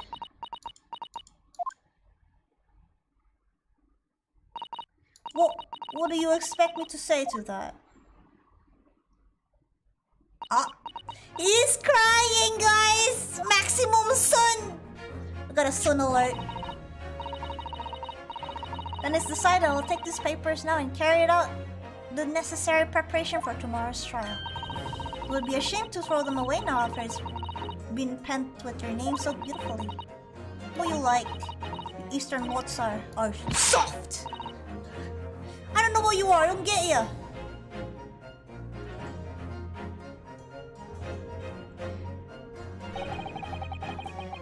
In this world full of people who never gonna give you up, never gonna let you down, never gonna run around and desert you, never gonna let you cry, never gonna say goodbye.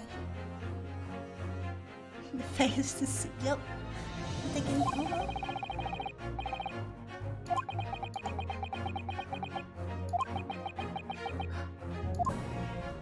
How about Mr. Sholmes? Is he okay? Who's hiding? Oh! Show yourself at once! Eavesdropping is the height of cowardice. Susato? Somebody's there in the shadows. I can sense it. Someone who wasn't there before. What? Who? Blimey, you're sharp, eh? Oh! Inspector! Suppose you were using one of those mystic Japanese arts like Art of Self. What? The cover was perfect. Thank you. I'm glad you like that. If anyone was being stealthy, it was you, Inspector. Lexi! Oh dear me, I'm most terribly sorry, your ladyship. I didn't mean to startle you. How long have you been listening to our conversation? Good grief, listening in? No. I just got a word that there were some visitors who were refusing to leave even though it was after hours. Are you sure, your ladyship? I was just arrived this very minute, not a moment earlier. That is all, nothing untoward, nothing at all. After hours, is that late already? So then, I humbly excuse myself now, your ladyship. Ta-ta, toodle-doo, cheerio! All the best, bye-bye, bye and bye. That's That's a lot of farewells and not one of them appropriate for her ladyship. But I wanted to have a chat! I'm terribly sorry, but this time is pressing at the minute. I see. That's a shame. I don't get this emergency at the Supreme Court deal with sharpish Lord Stormheart. Well... Emergency? Lord Stormheart? Nothing! Forgot about it! Nothing! Anything! Anyway, I'm off. Alrighty, Greg, see if you have to, but let's chat soon. Delighted charm! Can't wait! If you please, my pleasure. That's a lot of presenters, and not one of them sounded sincere. I think Gregson is my favorite. Grexy is so funny. He says such silly things. It's certainly entertaining to see an inspector of the police fawning to a 10-year-old girl.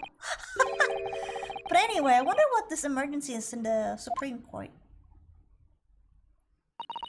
Must attend to the court clerk's office now before it closes. Yes, of course. Thank you, Mrs. Sato. Oh no, she had to go! In the morning! Kindly escort Iris home now. Mr. Naruhodo, I shall meet you later. The greatest British man alive! Right! And so our investigation came to an end. Susato-san went to file the necessary papers for my defense of Gina the following day. And then it hit me. I could no longer suppress the wretched feeling that had been gnawing away in my insides. Tomorrow, Susato-san will be leaving Britain and making her way back to Japan. No.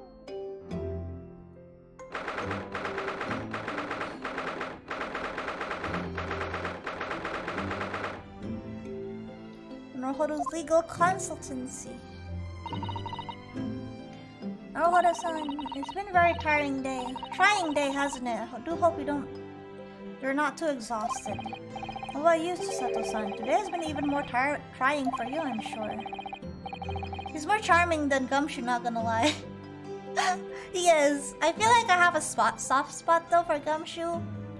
I mean, it is the very first game. Nostalgia and a lot of things, I guess, would be the reason. Gumshoe is definitely not really a good detective. If I might say so myself. But it's certainly really, really funny. It ingrains to me. It gives me a big impression when I was first playing the game. Definitely. Mr. Gregson is definitely a very capable inspector. I like him too. I like him a lot.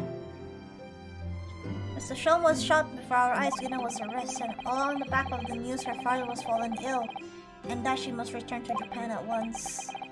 Her father recover soon. Thank you kindly for your words.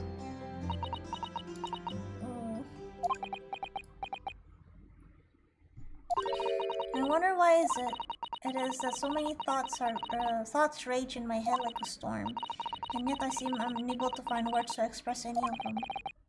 I know exactly what you mean. Anyway, I have one final task to complete as your judicial assistant. Once that is done, I shall make preparation for my departure tomorrow. One final task? What is it? Yeah, Gumshoe is good, but I like Gregson more. I like Fulbright, but he could been written better, and I literally don't care about Emma. Why not? I like Emma.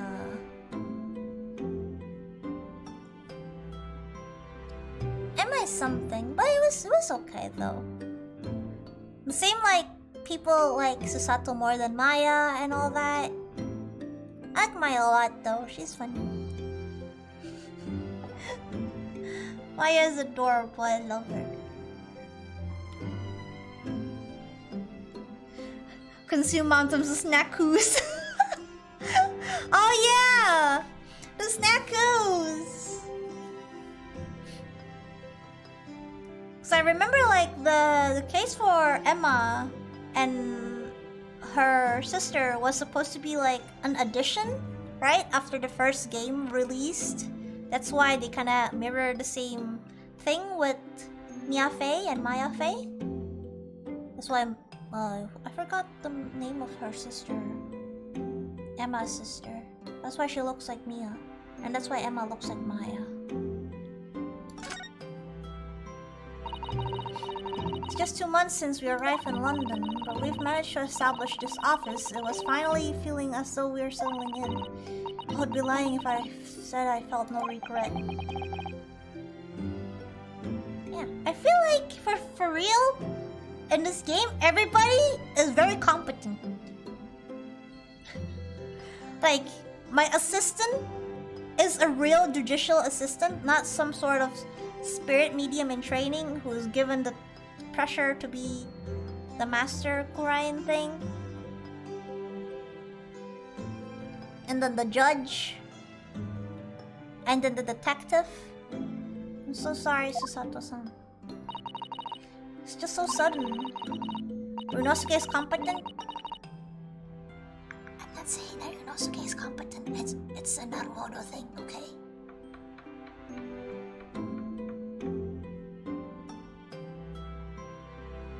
I'm excluding the MC.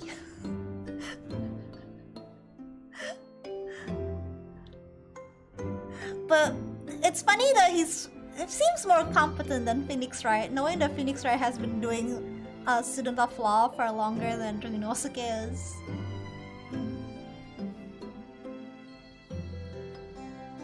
Yeah, it's definitely what makes people give the duology a high praise. Yeah, I do feel like the first Ace Attorney game is really kinda... doesn't really take itself seriously. The whole shtick about the judge, the persecution, and all that. I don't know. It's just me though. I do love the Gakuten Saiban series overall. It has been really fun to play all of them. I don't know what to think. I have no time to gather my thoughts.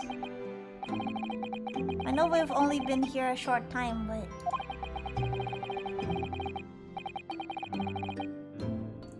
in my limited experience of the courtroom, I feel like I've learned something.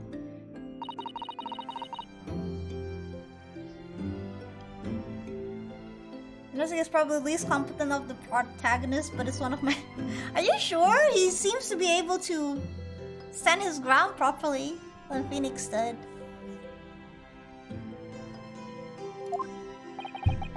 It seems to me there are many facets to people's personalities. Facets? And like a jewel, the light plays off them in complex patterns, illuminating their action and their motives. But we only see a small... But we only see a small number. Why is this word so hard for me to read? But we only see a small number of total facets. Okay. And what is illuminated is only a part of the whole story. What lies in the shadows? What those facets we cannot see look like? Is that a typo?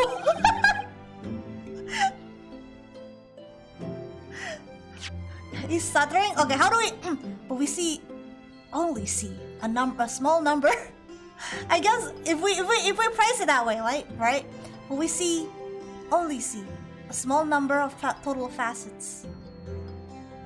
In Ryunosuke's defense, he's an English major taking the place of his BFF as a replacement. Yeah, but think about it for a second.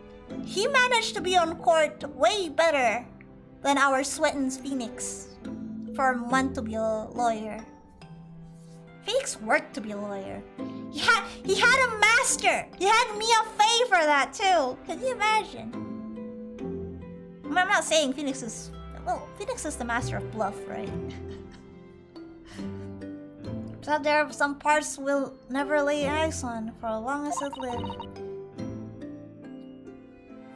That's so true. Sometimes I feel as though I'm blind to so much. But I keep hoping that one day it will be all clear. That all facets will be illuminated and I'll finally understand how everything fits together. I suppose what matters is that we keep our eyes open. Bluff and reaction sweating shock sprites. I love those! So we keep our eyes open and keep moving forward. even if the ways sometimes seem very dark. I guess we can say that I really grew up with this game. Phoenix and all those games. The first trilogy I played so many times over and over again. I've been really attached to them. Makes my love of like puzzle crime scene games really kind of heightened. I couldn't see any less of those games.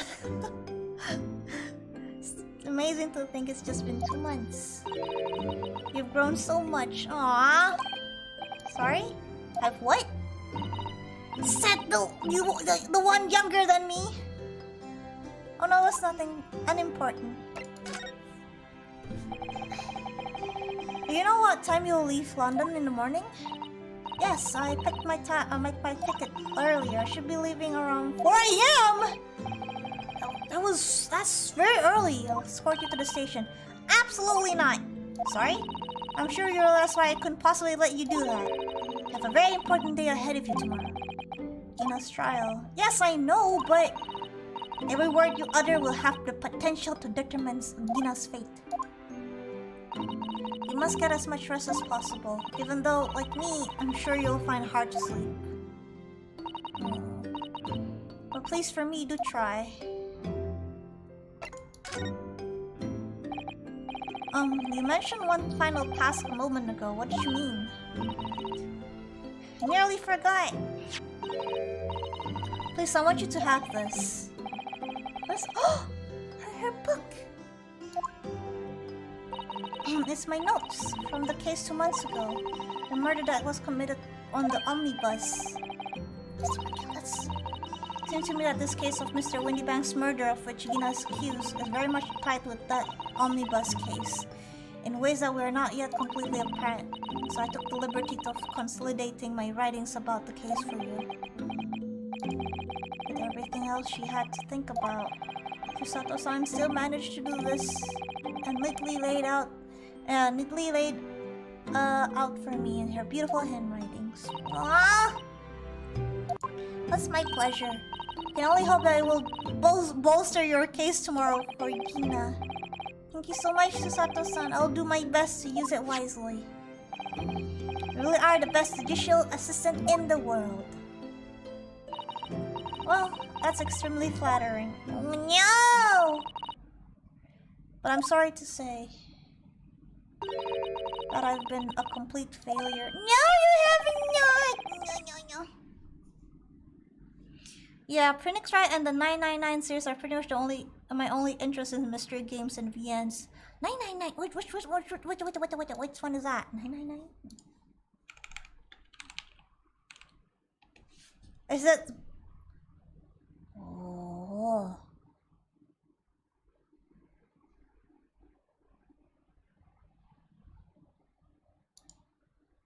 Oh, that! Oh.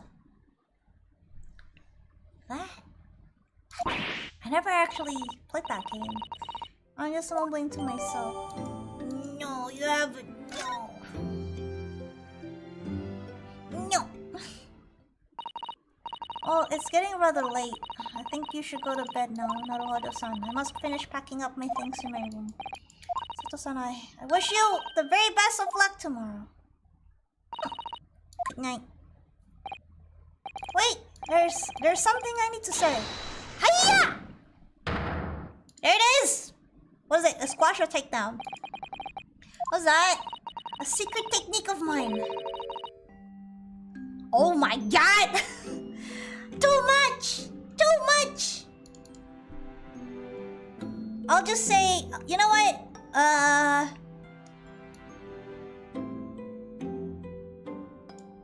What do we call it? I wanna... There's too much technique that Susato have. I wanna change it. I wanna generalize it to something. Susato... What do we call it? Susato... Technique. Susato... Wazam! Susato... Yeah.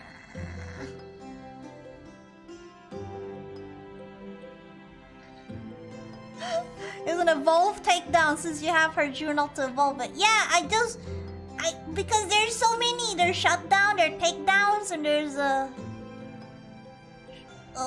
squash. I'm just gonna put them all together. How about that? So now it's totaling at 8. So we have 6 takedown, 1 squash, 1 shutdown, smackdown. So smackdowns. All right, let's go with smackdowns.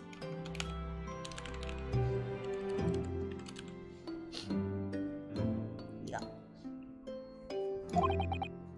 Shutdown.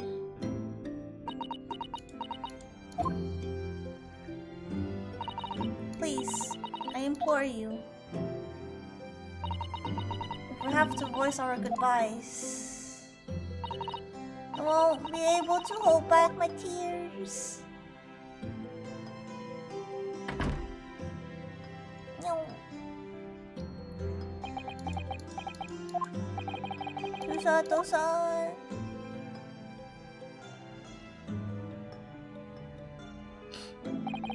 It's really had been a trying day.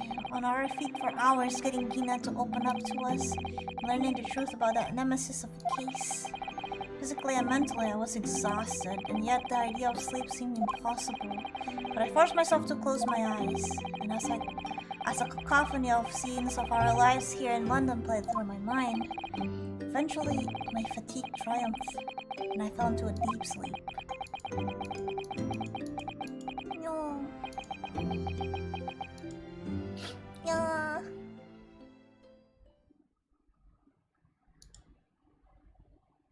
Here it is. There it is.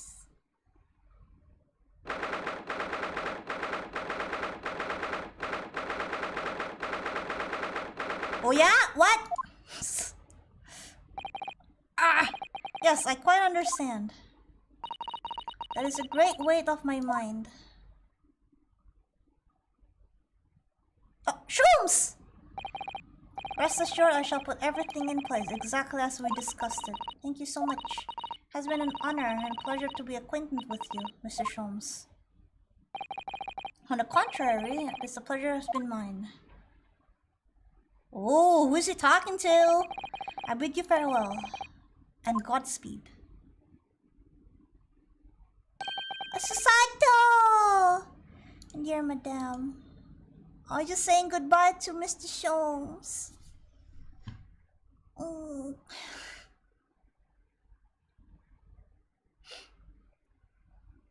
And she hasn't really told anything about...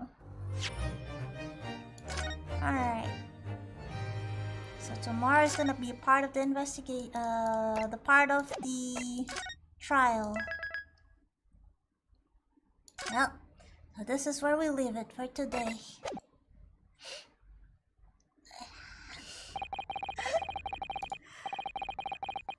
Alright. No.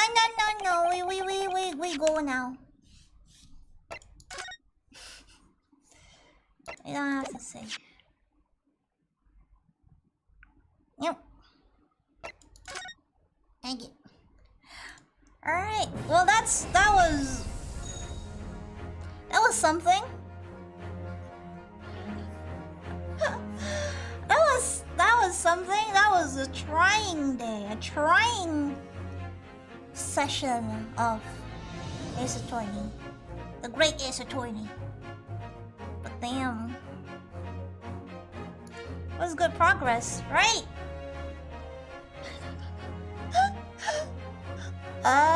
You know, before I go, I kind of want to show you guys something. While we are here, I added something.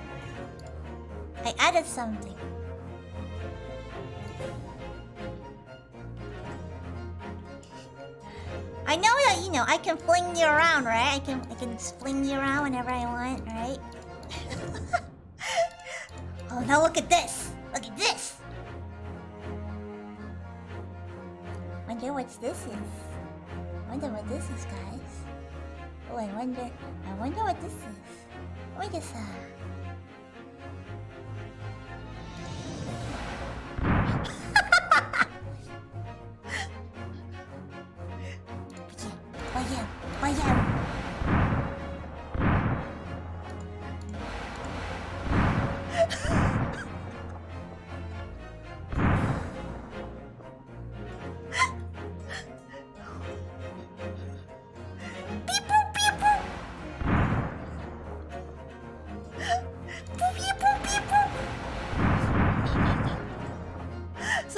about the launch missile features.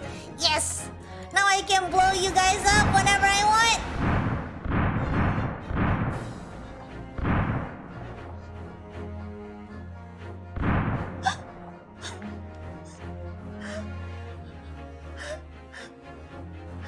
And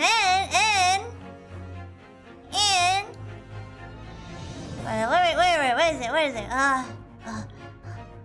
Who should be my subs? Oh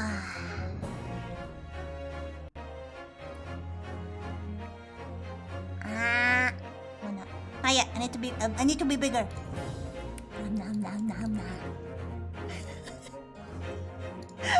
Where are you? Here you go. Out. Managi, where is it?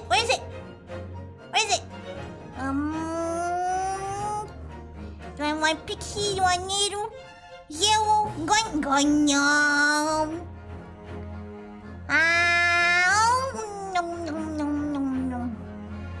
Nom. You guys taste amazing.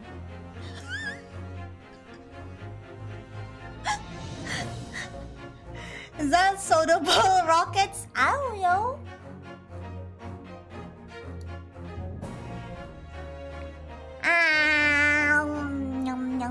Nom.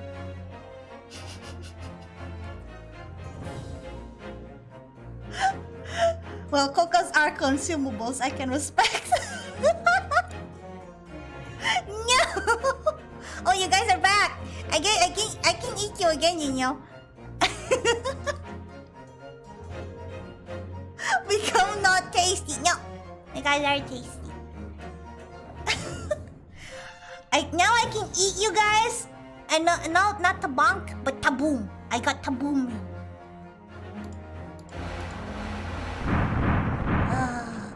Look at that.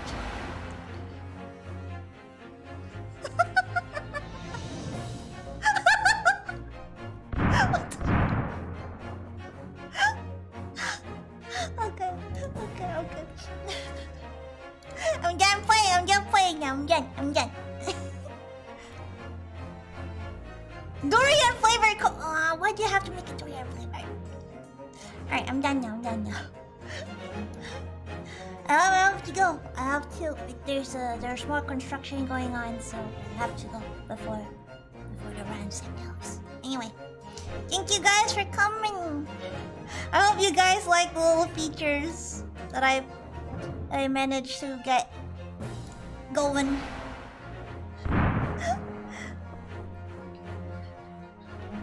It seems to be a lot of collider bed for a bonk.